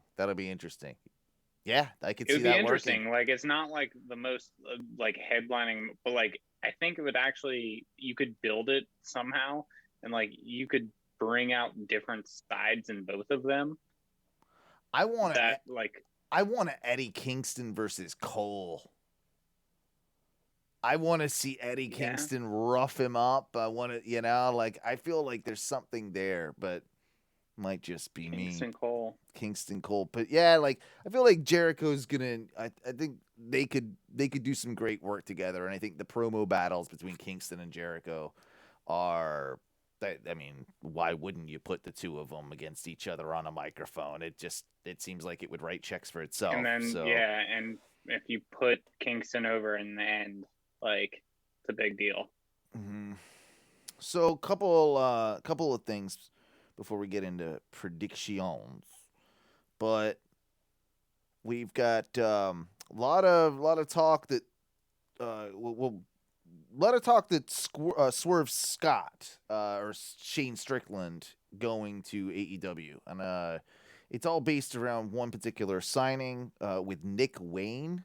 You heard about this 16-year-old kid that they've signed? So I watched the clip of when they came out and said, you have a contract, Darby. Yeah, Darby brought him out, right? And then Swerve came out afterwards and basically it was like, I'll see you soon type thing. So a lot of we know who Swerve is and Shane Strickland. He'll be, I think, he would be a great Joker for that Face of the Revolution ladder match. That would be a great Joker to pull in there, in my opinion. And how do you feel if you're 16-year-old Nick Wayne? You've signed your first. Can he legally? Can we do that? How does this all work? I think. I don't know. I didn't dig too far into it, but from what I read, people were saying he can't officially he can still do the indie stuff until he's 18. but And he you can know probably what? train, but You know what? I actually don't. I don't think that's like. Think about when you have like younger child actors and like those like there has yeah. to be like literally like with money involved there is a way to do it Here's and what like they would maybe it might. The only thing, you know how certain states have the athletic commissions and they're really strict on certain yeah. things, and that might be the only thing that I could see getting in the way of that. In Florida, you could probably wrestle all day long, I was like gonna on say like, TV. but did they just bring him to Orlando and say like you just wrestle dark? Yeah, I mean that's probably what you want to do anyway, right? Like Yeah, to get him built up and that. yeah, just keep building, and especially if you Yeah, were like, yeah, we got 2 years and we can just build you, and we can bring eyes to dark, and by the time he gets, by the and you time he could be turns running 18, dark, he's fucking. and in 2 years, dark will be huge, and you'll be the head of AEW Dark, and then you'll make the jump. And then there'll be a Nexus invasion or something. I mean, you could do an angle like that. That would probably be actually pretty cool if you did it right. And then eventually you shut it all down, and then you revamp it and call it Dark 2.0. Well, duh. And you put a lot of spray paint around it and like paint Spray drips paint, and... bright colors. I do find it interesting though, because I do think Swerve has a place in AEW. I think he would be a good fit. One of the big things too that is a talking point going around this last week that I feel like we have to kind of address before we get to predictions. A lot of the other stuff that we can kind of ignore, but we talked a little bit about KO earlier, and there's rumors going around about the possibility of, we are in Dallas, Texas for this WrestleMania, but a lot of talk about Austin being used at Mania, and there possibly being even a match between KO and Austin. What are your thoughts on that? How would you use Austin at Mania, and is it a good idea for him to even be doing a match? So, funny enough, I keep coming to this town of Lakeville, Massachusetts. Uh-huh. When the company that I work for acquired this facility, this factory here, last year, when we did our, let's call it a takeover, brother. When we did our takeover, we came in, had a big meeting, everyone's introducing themselves and stuff. See, the whole facility's there. See this guy, I'm like, he's wearing a Stone Cold shirt. Okay. I'm like immediately. Well, he doesn't trust like anybody. This guy. He doesn't trust. I know. I'm on. Well, like Stone Cold said, there's two people I trust in this world. One of them is me, and the other one sure as hell ain't you. Mm-hmm. And I was like, all right, I like this. I just hope it's not one of those fucking kind of like he's wearing it to be ironic. Right? Yeah. And days go on, and then I left for a couple months, and I came back. See, he's like wearing a Rock shirt. He's like wearing a Mankind shirt. Like all stuff. This guy might be legit. He might be legit. I start talking to him. So I had gone up to AEW Dynamite up in Boston, and we didn't talk until like I was always like, hey, what's up, Darren? And he was like, hey, what's up, Matthew? And then I brought it up to him about like his shirts and like wrestling. And then he was like, oh, like Monday Night Raw is in Providence. Like this Monday, like I'm thinking about getting tickets, like blah, blah. Me and my girl, like, he's like, I haven't gone in forever, but I was a huge fan for a long time. I've started getting into it. We started talking about AEW and all these things. He ended up going. He last minute got like second row seats and like showed me pictures. And because awesome. Rhode Island, like Providence is like 23 miles away or something. And so now, and we've talked about wrestling. His friend is a music producer and has done a bunch of Leo Rush shit. And so, but regardless, like, so today there's like a locker room, like a change room where you have to like change into like scrubs and stuff like that, Okay. And I'm in there, and like, he's like the facilities manager, and he's like getting ready, and like I hear him talking to like some other dude in there as I like walk in, and they like, it was something, and they were like, no, Triple H is gonna, like, the guy was like, no, Triple H is the dude to like take it over, and like blah blah blah. They were talking right? about yeah. Okay. And I was like, I just walked in, some shop talk, or talking shop like here, Mm-hmm. and I was like, all right, boys. I was like, and I was like, well, Triple H thing, and then I was like, well, Start so rubbing your hands the, like, let me. the Nick Khan, the Nick Khan, The Rock, like let's talk about this. And then they were like, Shane McMahon. They were like, what if Shane McMahon? There's a whole thing with him crossing over, and this is like the opposite universe. This is the multiverse where instead of Cody quitting and going to WWE, Shane McMahon goes to AEW, and then does the same thing where he's like, I own AEW, and then Vince really bought it. Like, you could just do that whole thing again. But they're talking about, and these other two dudes walk in and all that stuff, and everyone starts talking about like fucking wrestling and like all this shit. Like, it was all WWE stuff, but it was fucking great. All of a sudden, like, everyone's talking about it, and I was like, and I said this to bring us full circle. I was like, well, they said something about Stone Cold, and I was like, well, what do you think? I was like, rumors are there could be a KO Stone Cold at WrestleMania. And like, dude, talking shop with the boys, like, all of them were like, no fucking way, man. No fucking way. And I can't really do a Boston accent, but like, no fucking way. However the fuck they do it. That was more Midwestern. I can't do it either. I'm not going to try. I can't do it either. I'm not going to try.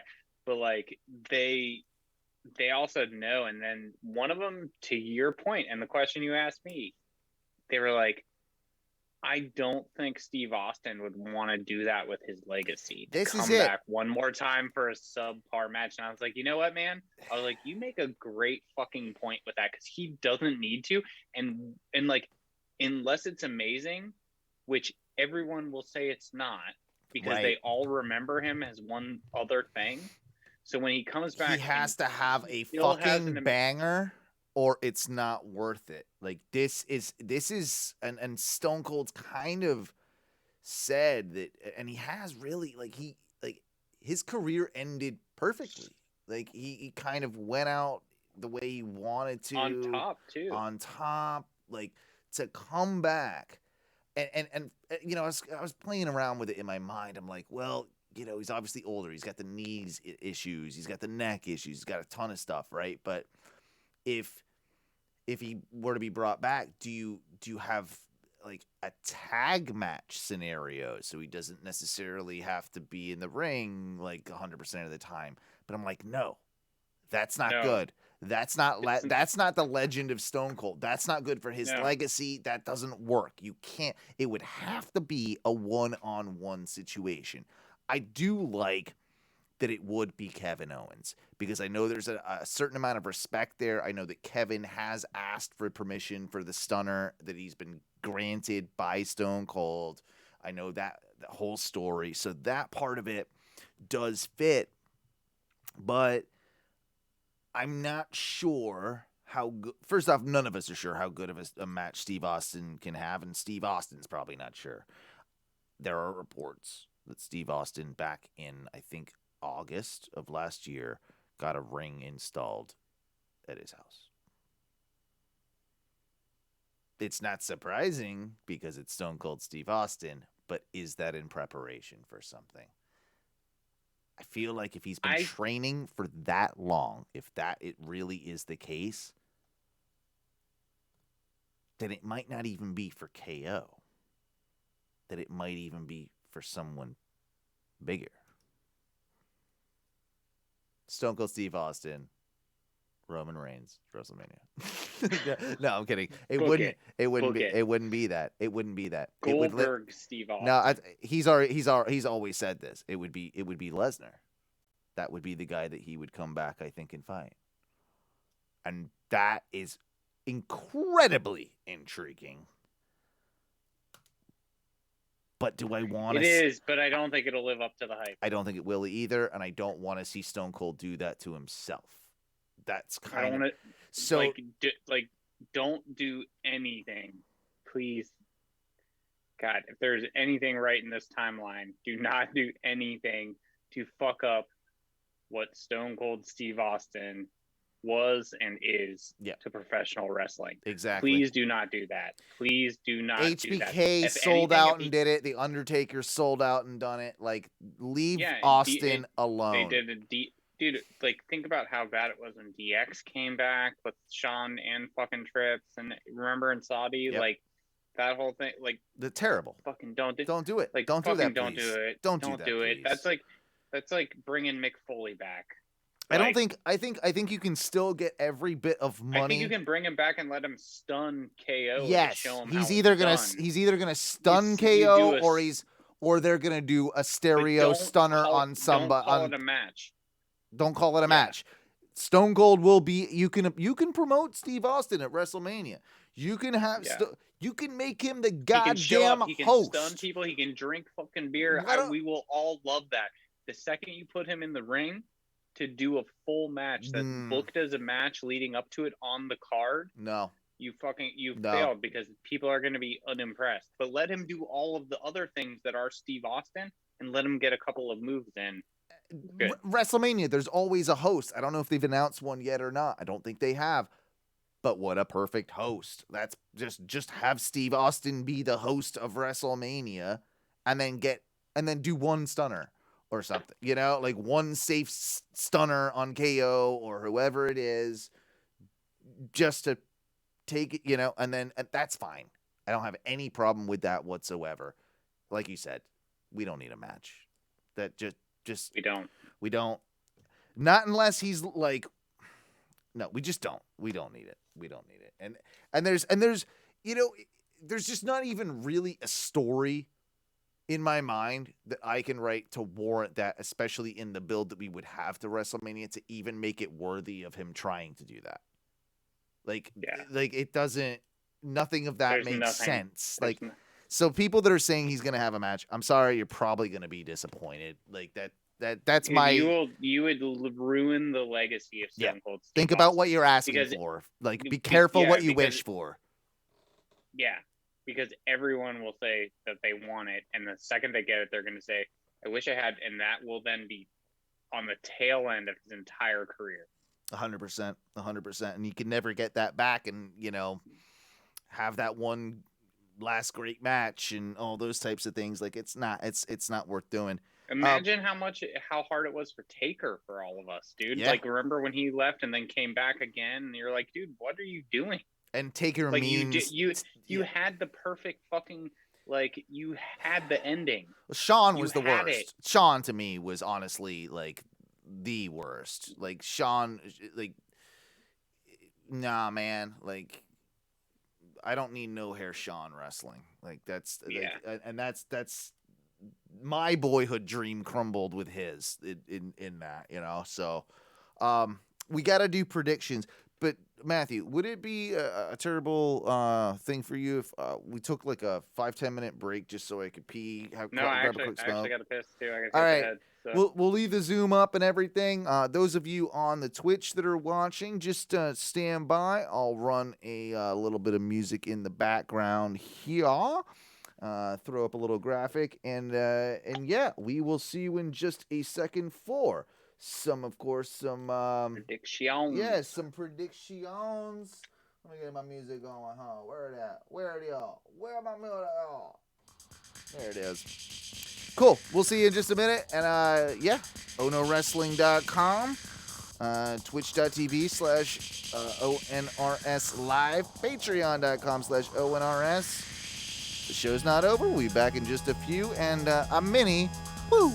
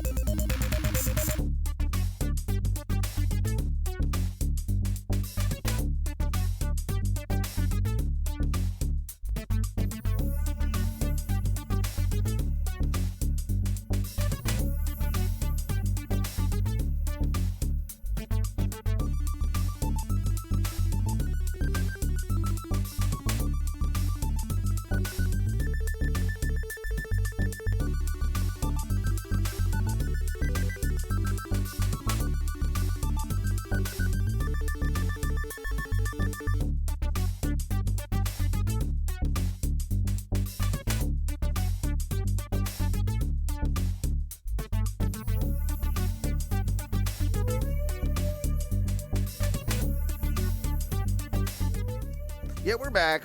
Sorry about that. I really needed to pee before this. I feel like these predictions might take a little while, so I'm like, let me just go ahead and do it now.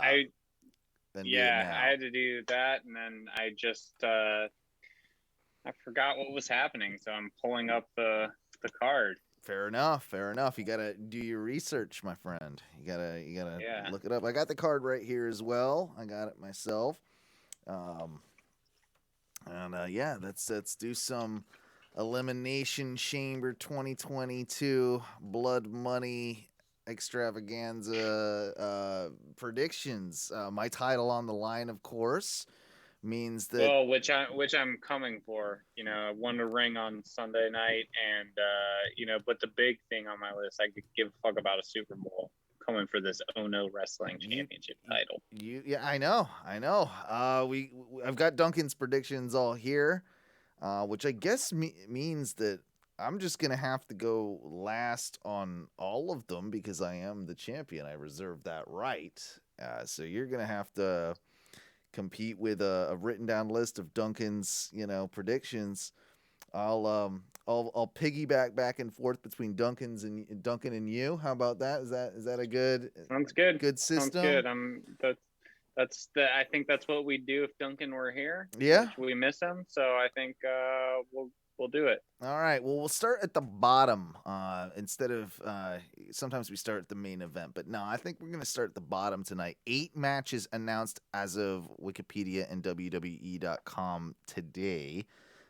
So there is a possibility, I suppose, of them adding one with SmackDown, but SmackDown was pre-taped, so I think that we would know about it already, and it would be probably added to the card if we were getting another match. And 8 matches for the show seems like it's probably about right anyway, because they do these, as a bigger show. So I'm gonna go with number 8 with Rey Mysterio versus The Miz, and I'll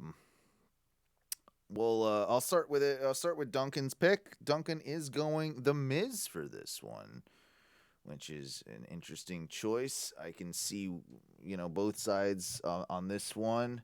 Matthew, where are you leaning on this? I'm with Duncan on this one too. I'm actually going Miz as well because I don't think that Rey Mysterio really has. Well, actually, Saudi shows aren't like really part of the canon. They don't really do much. I think they're changing that. They've said in the past that this is going to be different, and they've said. I guess that's why this isn't a pay-per-view. A pay-per-view and called Elimination Chamber. Like, I do feel like this one has a different vibe. Normally, we wouldn't even do predictions for Saudi shows.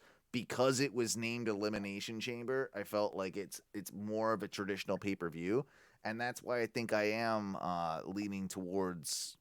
Well, I'm not gonna say what I'm leaning towards. But, I was gonna say you just almost gave your cards. I did. Showed your cards. Because of that, it makes also you have to think the fans in Saudi they like the legends. Yep.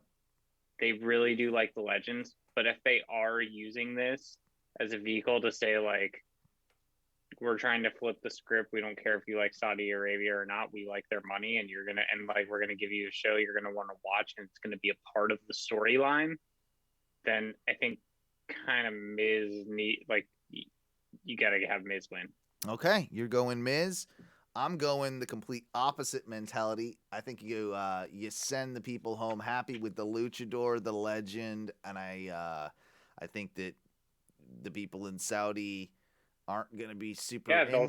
they won't let you leave the country on your own private plane if you fucking don't give them what they want.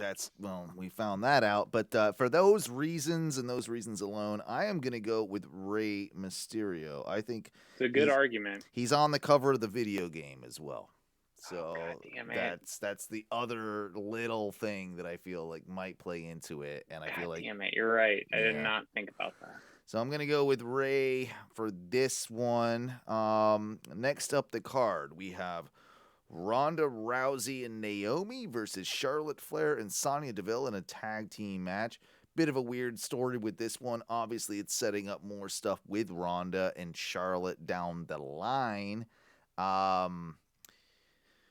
It's I guess maybe is it maybe gonna pay off some of the Naomi Sonya stuff, or I guess maybe even further that as well. So I'll be honest, of a lot of the matches, this one I'm more torn on than any of them. I think this one's the hardest to call. You know what I just realized as we were talking about this, and like the Rousey and like Brock, Goldberg, I feel like WWE is trying to reset the timeline to pre-COVID. They're like, if we do what we did right before that, right before COVID, like that was our plan. If we could get back there, then you know, we'd be good. like they're like, that was we never got to do what I don't know. Maybe. I also think, now that I think about it too, I said I was going to go back and forth between Duncan's picks and your picks, but that's pretty unfair for you, seeing as though that I have all those picks. So I think I should just probably read Duncan's picks, and then you can guess after the fact, and I'll guess last. Is that okay? I mean, either way, I don't remember how you guys have done it. I feel like that's what we've done. I feel like that's what we've done in the past, because like it's unfair for me to know and you not to know. In this one, champion's advantage. Yeah. But also host advantage in that point. Like that's not fair. Yeah. So hey, as I appreciate that. I respect as an that. honorable champion, I will do the right and respect thing. that, and I appreciate you, good sir. Thank you. Ronda Not and many Naomi. people would do that. Ronda and Naomi is where Duncan is going with this one. I'm going the opposite angle, because now I'm going with what I feel like. Yeah, I feel like I'm going Flair and Flair and Sonya. Yeah, Flair and Sonya Deville. I feel like that also does something for, like, I feel like if Rousey's gonna lose, I guess like not on U.S. soil, it's like a good way for, you know, like she also doesn't have to lose. That's the thing. She doesn't, like, she'll lose the match, but she doesn't have to get pinned. Yeah, Naomi can she take doesn't that have to pin. Submit. Yeah, Naomi can take it, and then you're also building Sonya Deville, right? Like, because she's coming back into the in-ring action. True. She's been in this like manager role, right? So now you start making her look strong. You could do a small program with her and Rousey, right? I think she won't win. I think you can finally get to the one-on-one with Naomi and Sonya after what, you know, this match kind of entails, right? Like you can finally get to that, and then you still have your Rousey Flair that's already going to be happening. For reasons that I think that is Rousey winning the belt off Charlotte is the only reason that I think that they will do traditional WWE booking and have Ronda's team lose to Charlotte and Sonya. Therefore, you know, what the next time that they lock up, Charlotte, Ronda will win. And that's why I'm going to agree with you on this one, and I'm going to go Charlotte, Sonya. All right. There is some logic to all of my picks, be it, you know, good or bad. I mean, I'm basically talking it out. Where I'm like thinking about it, but I'm speaking it out loud. Yeah. You're getting to hear my thoughts. So I'm talking myself into things. The women's elimination chamber match for the basically a Raw Women's Championship match at WrestleMania.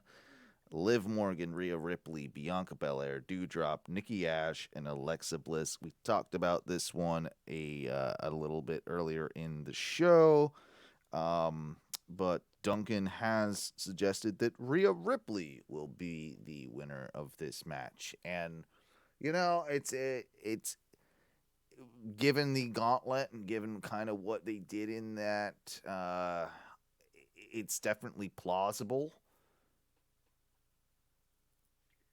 Definitely plausible. I mean, the other route you go. The other route Sorry, you I'm go trying is to- Alexa Bliss. Dewdrop just had a match with I Becky think- Lynch, so that's not happening. Yeah, Liv and if you Morgan, wanna- and Liv Morgan if and you Nikki wanna- Ash aren't winning that match. They're not getting a WrestleMania main event. So it's between. No. It really is between. Yeah, Rhea and Alexa and Bianca. Those would be the three, right? Like out of the match. It's which way I think do you they're go? I'm like really leaning like. So like I like Duncan's pick a lot because I think, and to your point, the gauntlet match, Mm-hmm. that would make you think, right? But with Alexa and her storyline and her now just becoming free or healed or whatever it is, right? Like supposedly, then like she hasn't been around for a while, and like you're gonna draw eyes on that. But also, do you end up putting her in a large WrestleMania match when she hasn't been wrestling for a while? So These are all questions, right? Matthew. What are you doing in your own head here? Where are you going? Then you start thinking about Bianca Belair, and I'm going Belair because she's been wrestling, she's been putting in work. There's the history with the Becky Lynch thing. there's a lot there, and I think that will still draw eyes. Alexa will be okay. Yeah, I think that so will Ripley. I think you could build something and then you have Alexa Ripley, as another storyline, right? You could put them together. I mean, I think that's I wouldn't go choose kind of against what we talked about with what she did with Dewdrop and like being able to showcase her power. But I could see because or maybe she ends up teaming with her. I don't know. I mean, there's a lot you I can just do kind there. of see them working together. Yeah, I definitely think that's going to happen. I also think that Alexa Bliss is one of those that is got such a diehard following that she's another weird one. Like we always said with The Fiend, and she will always now for the rest of her career probably be compared to The Fiend, unfortunately, for better or worse. But like we always said with The Fiend, he doesn't need a belt. Alexa Bliss is a draw in herself, yeah. So she doesn't necessarily need the belt. I'm going Belair as well. I'm gonna piggyback on that answer because I think that's the way it's being built, and I also think there's a better story with Becky Belair than there is with any of the other options. Yep, 100%. So next match. Oh, I'm really dying to see this one. This is the match I think since I got back into wrestling that I was waiting to fucking see. Madcap Moss? Drew McIntyre versus Madcap yes, Moss. I knew it, dude. I guess it's a Falls Count Anywhere match. I didn't catch that before, but I guess it's a Falls Count Anywhere match. I've been drawing my own posters for this for my bedroom for like the past couple of years. Well, I know you're Team Madcap. You've always been a Moss guy. Always. I mean, if you look at his style, the way that he dresses, it's very much on par with like where I'm at. We're similar builds. What charisma, what talent, what a guy that we could just see at the top of the. Fuck Cody Rhodes. What they need to be doing is Give Madcap Moss the mic. Yes. Right? Yes. It's going to be the best. I mean, Duncan is going foolishly with Drew McIntyre. I mean, I feel like foolishly he's going with Drew McIntyre to win this. How dare you, sir? Yeah, I don't. If you have not seen the champion that they've been building in Madcap Moss, does he even watch wrestling? Is what I ask myself. Like, because for a long time you've heard me ask the question.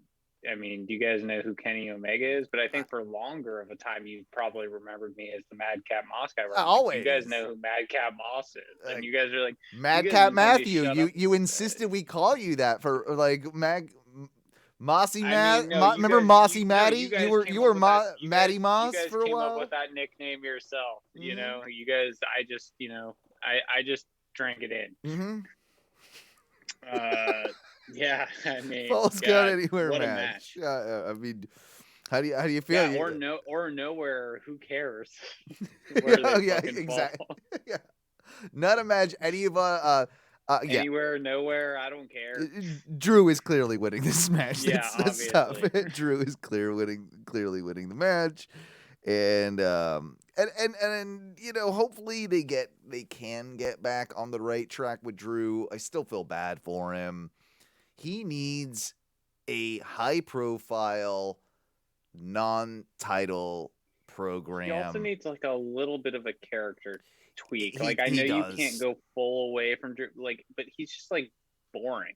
He's like boring as shit. And he needs a fucking edge. Like any way you want to cut that edge, I don't care. But like, give him an edge that makes me care about him beyond generic Drew McIntyre. He might have to go heel.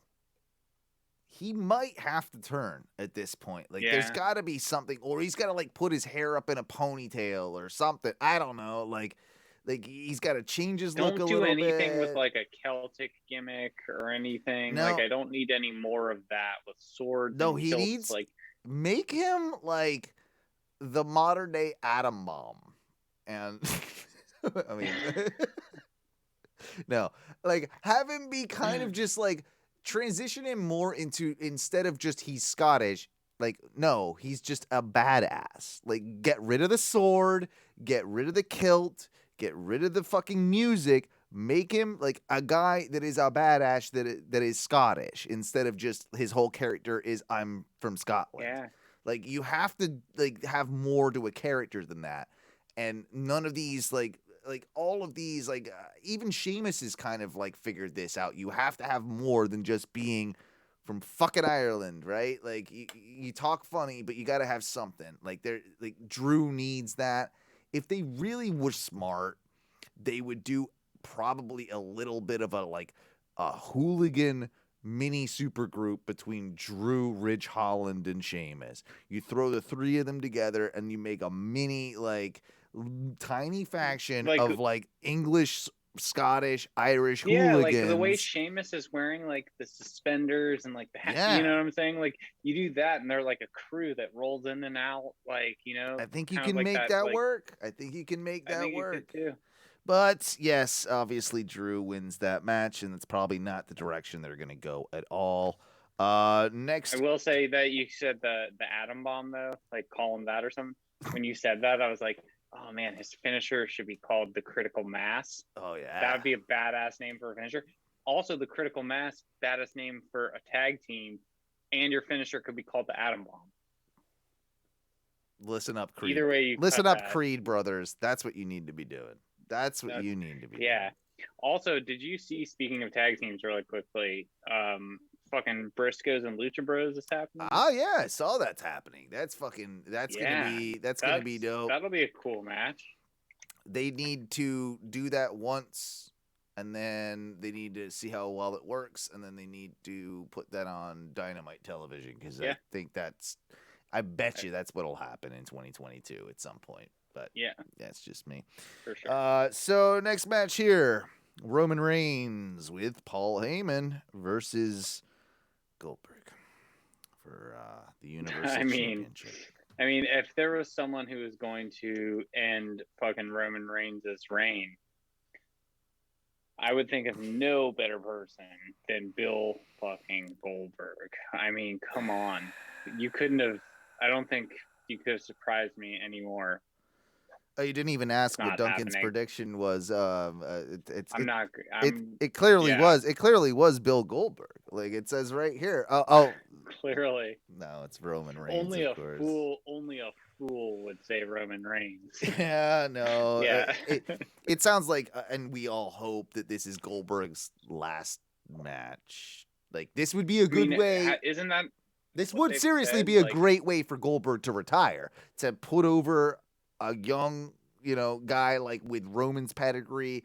Like if Goldberg wants a retirement match, this would be the match to actually do it. And why not get a huge payday in Saudi while you're at it? And they both use a spear. Yeah, it's the battle of the spears. But he's gonna get speared by Roman Reigns, and that's how Roman's gonna win. Yeah, I mean, there could easily be some chicanery from Paul Heyman that leads up to that. But at the end of the day, there will be a spear that ends Goldberg and puts him away. 1, 2, 3 is an homage to his career, his whole thing. And yes, Roman Reigns will retain the Universal Championship. Rumor has it, at least online, like this is his last match under contract, right? So this is the way to go out. Goldberg to AEW confirmed. Can hope so. Can't wait. He's gonna just like, oh man, he's gonna have a 5-star with Kenny. He's gonna have imagine all the barn burners that are gonna go down with all these like. Fucking can't wait, dude. Dude, finally Goldberg can be in a place with elite athletes, like an elite grapplers, like finally. Finally. Him and Christian Cage. Just some people who are like somewhat on his caliber of just incredible wrestlers, like the best, pretty much the best, like that have ever done it. Probably. No one better except Goldberg. What if the Fiend shows up and in Saudi Arabia and has and demands a rematch with Goldberg? Oh my god.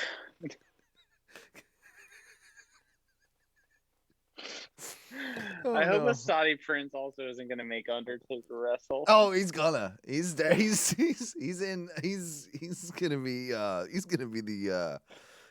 he's actually the real big surprise for the night. He's going to be entered into the chamber, and he's going to have his own. He's going to come down from the ceiling, and there's all sorts of stuff playing. I heard. That Saudi prince is like he's like knows what's going to happen. He knows, and he's like talking, and he thinks he's impressing his friends. Oh yeah, like he's calling the card and everything. They're like, dude, you paid for this. You paid for like 10 years of this shit. It's not that impressive, dude, when you buy it. Yeah. How much? Also, imagine that feeling. Like, imagine something that, imagine we love pro wrestling so much, but you have so much money. You're like, hey, twice a year, you're gonna come to me. And you're gonna put on a card that I want to watch. Yeah, exactly. And I don't give a fuck where in the world I am or what I do. You're gonna show up. It's pretty ballsy. It is. I mean, that's what those. I don't agree with it, but we got a tag team match next. SmackDown Tag Team Championship. Usos and the Viking Raiders. They've been actually building this for decently, in the quiet, in the shadows for a little bit. Yep. And I do think that they have, if given the time, they know they've met up before, they've had matches, but I think on pay-per-view, this could be, without me being super cynical here, I think this could be a really standout night for a team like the Viking Raiders. They need a bit of a rub, and I think that's maybe why Duncan has predicted the Viking Raiders will win.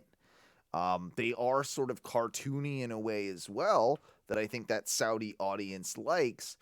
Duncan is going with the Viking Raiders. What are your thoughts? I can see that. I think that pick is a good push behind Viking Raiders. And while I kind of want that to happen, I'm thinking about the bloodline angle and the lead up till WrestleMania. And when I think about it that way, I think if you start showing the break in it now, it's a little too early for you to do it.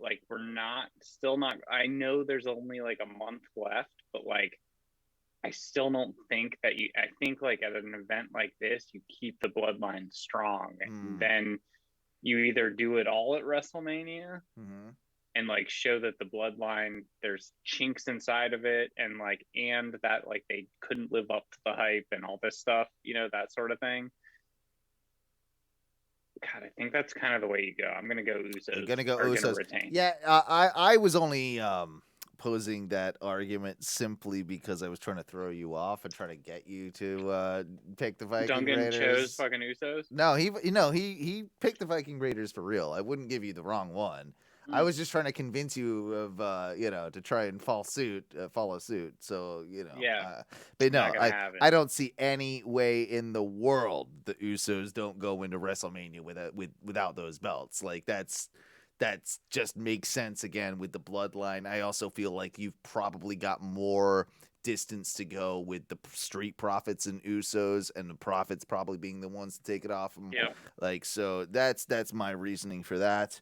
Now we have Becky Lynch versus Lita in a singles match for the WWE World or WWE Raw Women's Championship. Duncan is unsurprisingly going with Becky, and I think that would be the logical choice. Now, I'm going to throw something at you here because whilst I do think Becky will retain the championship, I don't know that she wins the match. You get what I'm saying? I think that's what we're betting on. And that's what we're betting on. We're not betting on who's the champion, who's betting on who's going to win the match. And Lita has said a few times now that she wants or she says she's planning on this being a longer run than just one and done. So with that being said, what are your thoughts on who's winning this match? Who's going to come out as the winner of the match? Not the champion, but the winner. Because I think all of us will agree Becky will go into WrestleMania as the champion and will retain the championship. But the winner of the match, how do you feel, Matthew? And again, Duncan did go Becky.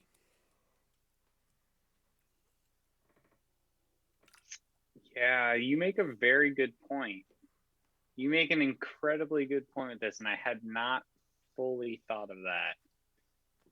Because what do you do with Lita otherwise? If she loses outright, right? But if she wins, right, then she can come back and say she wants a title shot. True. Maybe that's how you do it. You could have her win. Becky still retains the title. She gets another title shot. And then you could rerun it at WrestleMania, and then you maybe even do a Becky, Lita, Bianca match, because that seems like it would work on paper. And they can carry Lita a little bit. They get the shine of Lita on the ticket sales. Big marquee name. Gets her a reason to get her into the match. Becky lost recently on a dark match by roll up, I think. I don't know about but that would be a clean pin. Fuck, I'm staying safe. I'm going Becky. Fuck, I was trying to convince you not to. I'm Becky all the way. I don't think any of what I just said is happening. I'm just trying to. You took me down a road, man. Took you down a road. Well, because I'm like, well, either she's done after this, or you have to kind of like build her into some sort of other storyline. Well, it makes no sense for me to take an unsafe bet and bet Lita if you and Duncan are betting Becky. So I also have to defend my title as well. Like I'm a strategist. There's levels to this shit. I'm a strategist. And then the final one here, which is, I think all of us have in our head the way this is going, but the men's elimination chamber for the WWE Championship, I do feel like is a little bit more in flux and on the line than the solid. I mean, I'll tell you right now. Yeah, Duncan said Brock. My initial reaction, yes, is Brock. I'll tell you right now. Like that's I think probably what a lot of people will say is that Brock goes in so that we can have the very obviously reported they want title versus title at WrestleMania, Brock and Roman. And this is how we get there. Yeah.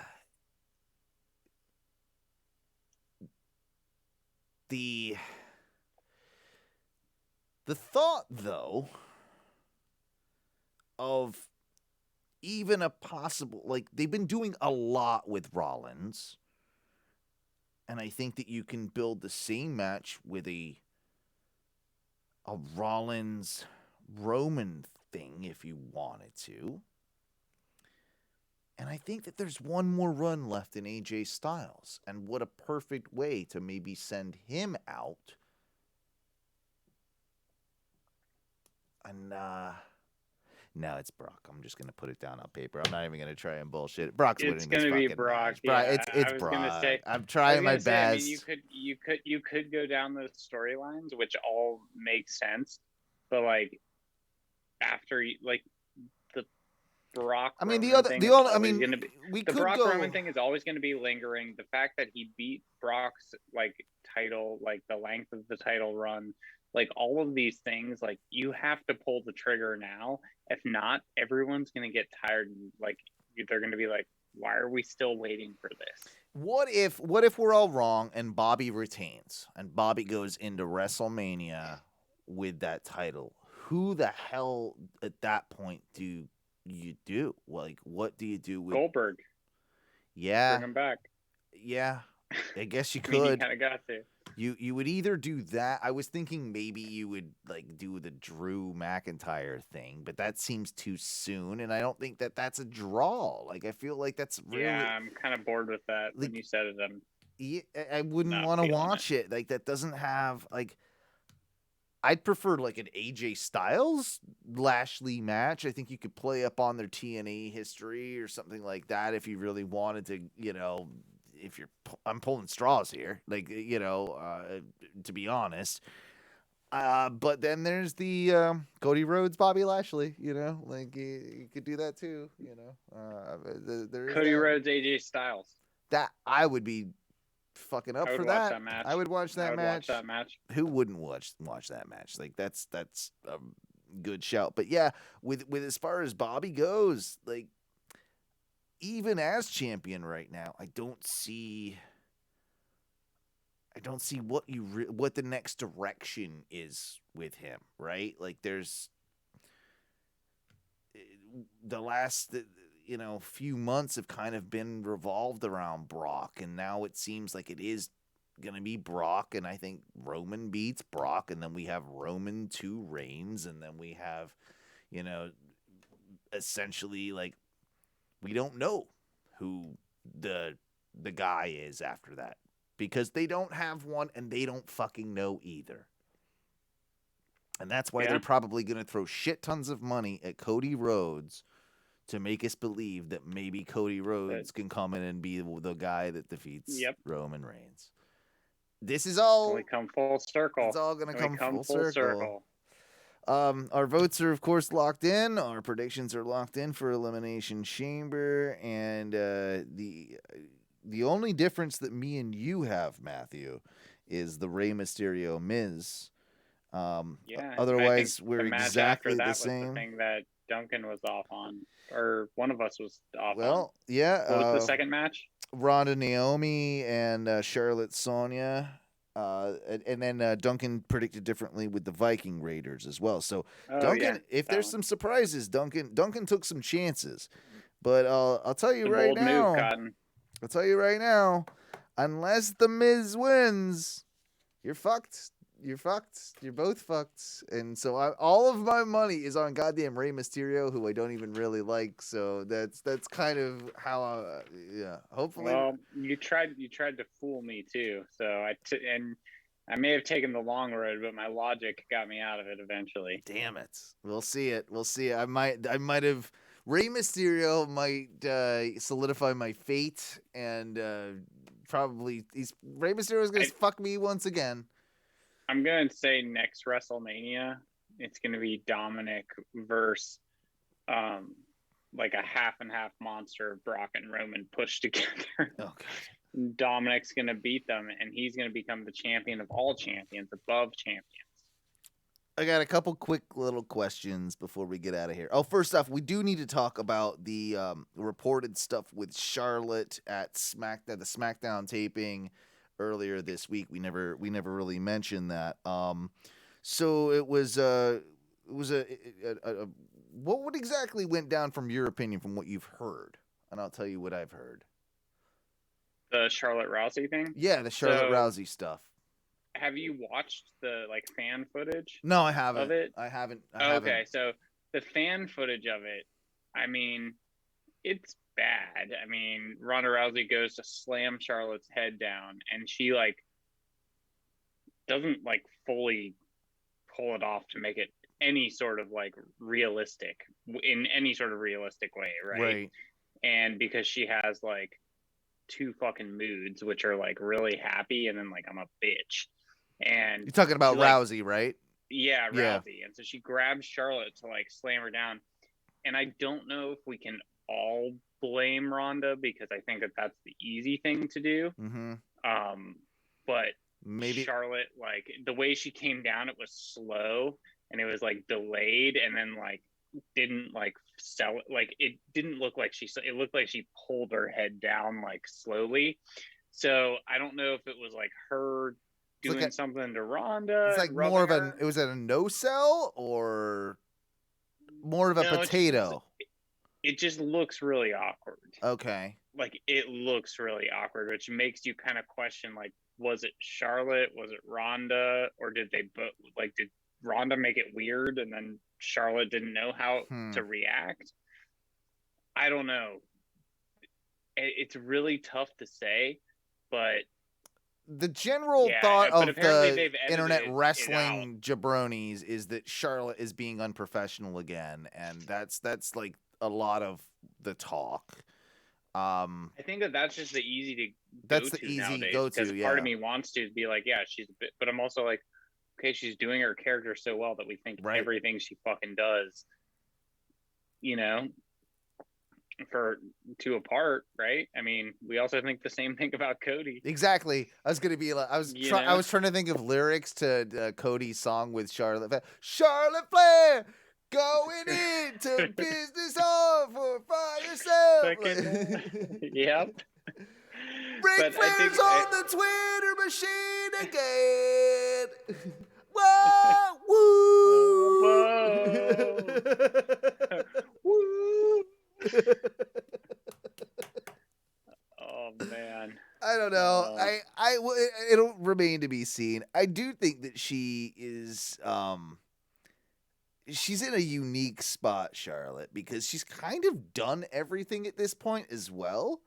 It's like what's left. No one wants to see it anymore. No, like, and it doesn't mean that she's not good. It's just there's no other storylines for you, and like. And there's no other character motivations. There's no other like ways you can twist your character because I don't know that you're that good at that. Like there is the Charlotte Flair character and that's the character. Like unless you really do something very special and different with that, then kind of bored with you.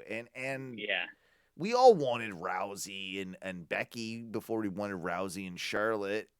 I'm sure Rousey and Charlotte might be good. Maybe they're trying to do something with all of this stuff too, to use social media to kind of trick us into, oh, maybe there will be some actual real life shoot heat between the two of them before they get into the match at WrestleMania.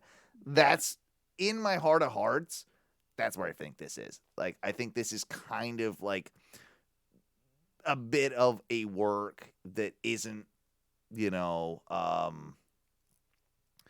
the same shit that Becky's been doing. It's the same shit. Like a lot of these wrestlers now, they're developing that real heat with, internet, Twitter, is it kayfabe? Is it not kayfabe stuff?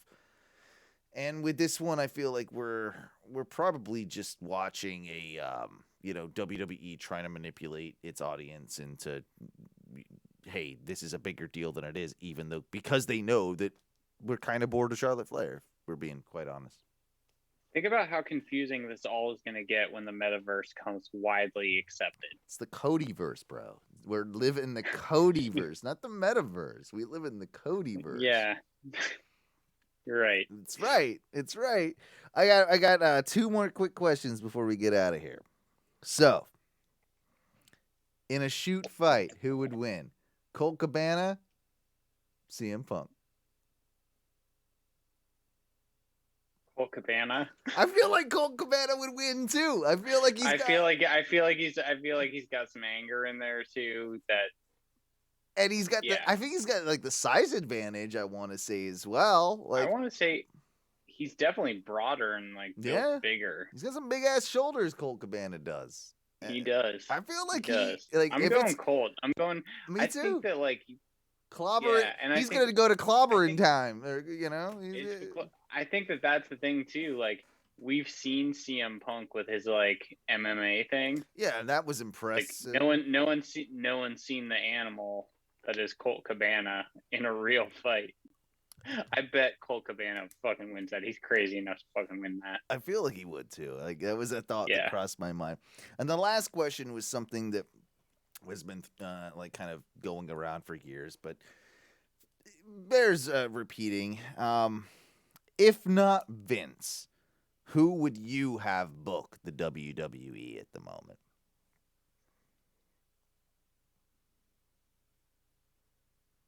I know. It's tough. Bruce Pritchard. I think he is, isn't he? I mean, I think he's doing half of it, especially down at NXT, from what it sounds like. But like, look at the names. Like, say Vince croaks tomorrow, and it's not about control of the company. It's not about any of that. But who is booking? Control. Who is creative control?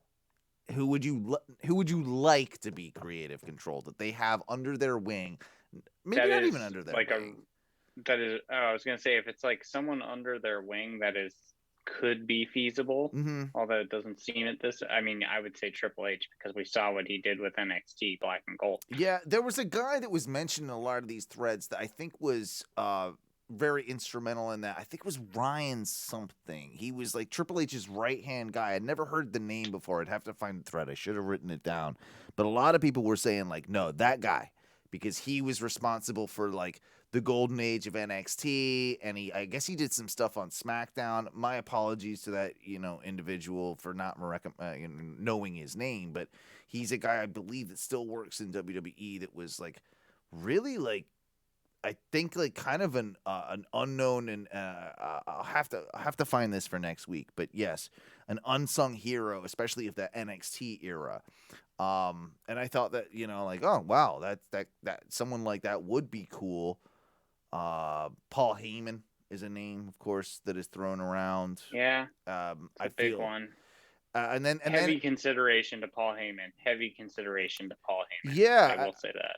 I mean, I think if you were to like divide it into like 3 brands, right? Like if you like it is, you have Heyman take one. You have Trips maybe take Raw. You have Heyman or SmackDown. You have Heyman take Raw. And then you do have Shawn probably, take, NXT, like, because that's the direction they're going in currently anyway, right? And Shawn's kind of the guy right now for that as it is. I don't know. It's an interesting question. It's like, who else, like, would you have in there? I mean, like, those are the main 3. I mean, someone, of course, is always going to throw in Jim Cornette and Vince Russo, but that's that's just not. Yeah, no, please no. Let's just not do that. Cody Rhodes. Could be. Maybe Cody Rhodes comes in and Cody Rhodes. Maybe it's NXT 2.0 Rhodes. And that's the name of the show. That's the name of the show. He would do. Oh my god. You know what? That's what he would. That because Dusty was so big with NXT. What if that's what he's doing? He's gonna go back and just be wrestle Braun Breaker. Well, no, he could be the guy that like reinvigorates the crappy 2.0 back into something worth watching with Triple H hand in hand, and they They'll and both they have make it sledgehammers and slam things together. the NXT 2 They'll point. slam their sledgehammers. Yes. No, that's the Bludgeon Brothers. Well, no, they'll remember when Braun Breakers went through the old NXT sign. So like they'll put so they'll rebuild that on the one side for the new one, and then they'll smash Cody and Triple H will smash the new 2.0 Triple H or NXT sign with the sledgehammers, and then now we have a new era of NXT. I'd actually, come on, you'd watch it. You would watch it. You would watch it, and it. I would 100% watch it. Yeah, and then we go completely the other way around. Now they're hiring only indie wrestlers. They've abandoned all the the other shit. Oh God. Oh, Triple H somehow. What if Cody starts his own promotion? What if they did something and where he calls it 2 Point Roads? You get 2 Point Roads. You get Triple H, Shane McMahon, and Cody, and they're the top guys. And I'll watch it. You're gonna watch it for a little while. And then I'll see what... I mean, I don't know. What if they were to buy They could buy Impact, and they have Scott D'Amore over there, and they. Oh yeah, no, they just take over Ring of Honor. Mm. That's actually Triple H would like ejaculate at the thought of hearing that. He probably isn't. He's like, yes. Oh, dude, Vince is keeping him in a dark room in a corner. Like he's like, "You're lucky I give you water." Dude, a Triple H Cody run Ring of Honor would work. I think it would work. This is terrifying. This is terrifying. Although, do you think that like both of them are like too egotistical to actually work together? Probably, yeah. And like the shots they've taken at each other, there'll always be that resentment. Well, like they're never actually going to fully trust the other. How can we have 2 thrones and center entrance tunnels? Like, how do we do that? Yeah. There's not a 2 throne, 2 king scenario I've ever heard of. No. Ever. It's a little gay if you ask me. Right? Well, it's 2022, and you got to be accepting of 2 thrones, 2 kings. Who now, if Cody's not there, who gets the center entrance tunnel? He did say in one of the tweets or something, he said, give the center tunnel to Jade Cargill. Oh, yeah. Which is cool. Like, I like that he at least put someone over on the way out. I don't know if she's the right one to give it to. Who do you give it to? Jericho is already eyeing it up. He's like backstage, like, how do I make this the Jericho tunnel? Like, that's happening. Like, it's got to be someone huge. It would have to be. It's got to be someone he would probably want to put over. I mean, and it would have to be a Punk, maybe. No, don't give it to Punk. I don't want you to give it to Punk. No. I mean, like, even as cool as it would be, I'm like, don't even give it to Omega when he comes back. Like, give it to someone else where it'll mean something and it sticks around for a while. Yeah, that's a tough question. Like, that's going to be interesting because they're not going to. I think there's literally a cute term. It's the Cody Vader or something like that, the elevator and all that shit. Like, he said give that to Jade, which. Maybe that is the right choice. Is someone more on the female side as well instead of giving it to. Yeah. I mean, I think you could give it to Britt over Jade, because she's such like, she's a heel, but everybody loves her. But if it was earlier in her run, I think you could do that. But I don't know that she's gonna have that belt for much longer. So. I don't know, maybe she's not the right choice, but maybe Jade isn't the wrong choice. Like, something, it would fit her character and entrance, but it would, because she's so like fucking sculpted and muscular and fit. You could You do know, a lot like, with lighting coming up, with that and it's all that almost cool like a shit. fucking, yeah, you are a superhero coming up through there type thing. I just don't know that she's, not to say that she's not earned it. That's the wrong way to say it. It's does she have the prestige to take that honor? And I don't know that she's there yet. She'll get there. I'm a huge believer in Jade Cargill. I think that she's going to be the biggest female wrestling star probably of all time once she gets, Give it to MJF. I think if you yeah, that's a good way to get heat. I mean, that's a good way to do it right. I could see that. I could see that. Especially Because he no, would, like, you do like that, the way he would do it would be like, it would be super showy. and you do it for his first entrance when he wins the world title. Then he does it up the elevate. Like, that's how you do it. That's how you do that. I love that. Don't give it to Hangman. No, it doesn't fit him. It doesn't fit him at all. He needs to be coming out of that face tunnel all day long. Like, with MJF, he really does need to be coming out of the heel tunnel. But Yeah. at the same time, there might be a world we live in 10 years down the road, 5 years down the road, where MJF is so goddamn good that he turns face. Like, I think we will. Yeah. I think we will see. This is The Rock from back in the day, right? Like, this is. I think we will eventually see it. So he might be that guy. He might be that guy. He might be that guy. And He might be that guy. It does definitely fit in with it all. So I don't know. That's about all of my notes. Oh no, one more quick thing. Read the Moxley book. Really enjoyed it. Would recommend it to everybody out there if you're interested in. It's a really easy, quick read. Really, really enjoyable. John Moxley's book. And one of the things he talks about that I've never appreciated. Yeah, we all know that sometimes shenanigans happen where people hide underneath the ring, right? I'm sure you've heard stories of guys under there with like a walkie-talkie, like, and underneath the ring.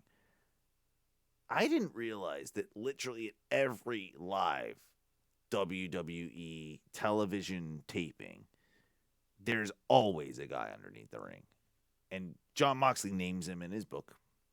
And there's always a guy. I didn't know that either. There's always a guy underneath there. And he sets up his like a little cave with like little curtains and like a TV monitor. And he's down there like prone, like on his belly, watching everything on headset. And he's there for oh shit moments. He like blackouts and entrances. He comes and grabs shit. He puts things out there. Like, there's always a guy underneath the ring. You hadn't heard that either, right? Like, because I hadn't. No. What if you have to pee? I think he's got a system for that. I think he's figured that one out. But yeah, because John talks about one of the when he was Dean Ambrose. He talks about one of the big moment when he cashed in the briefcase and he had to like kind of pop up in the middle of the ring. And I think it was Roman had just lost the belt to Seth. And then that's when Dean popped up, like the music played, distracted Seth. Looks at the entrance.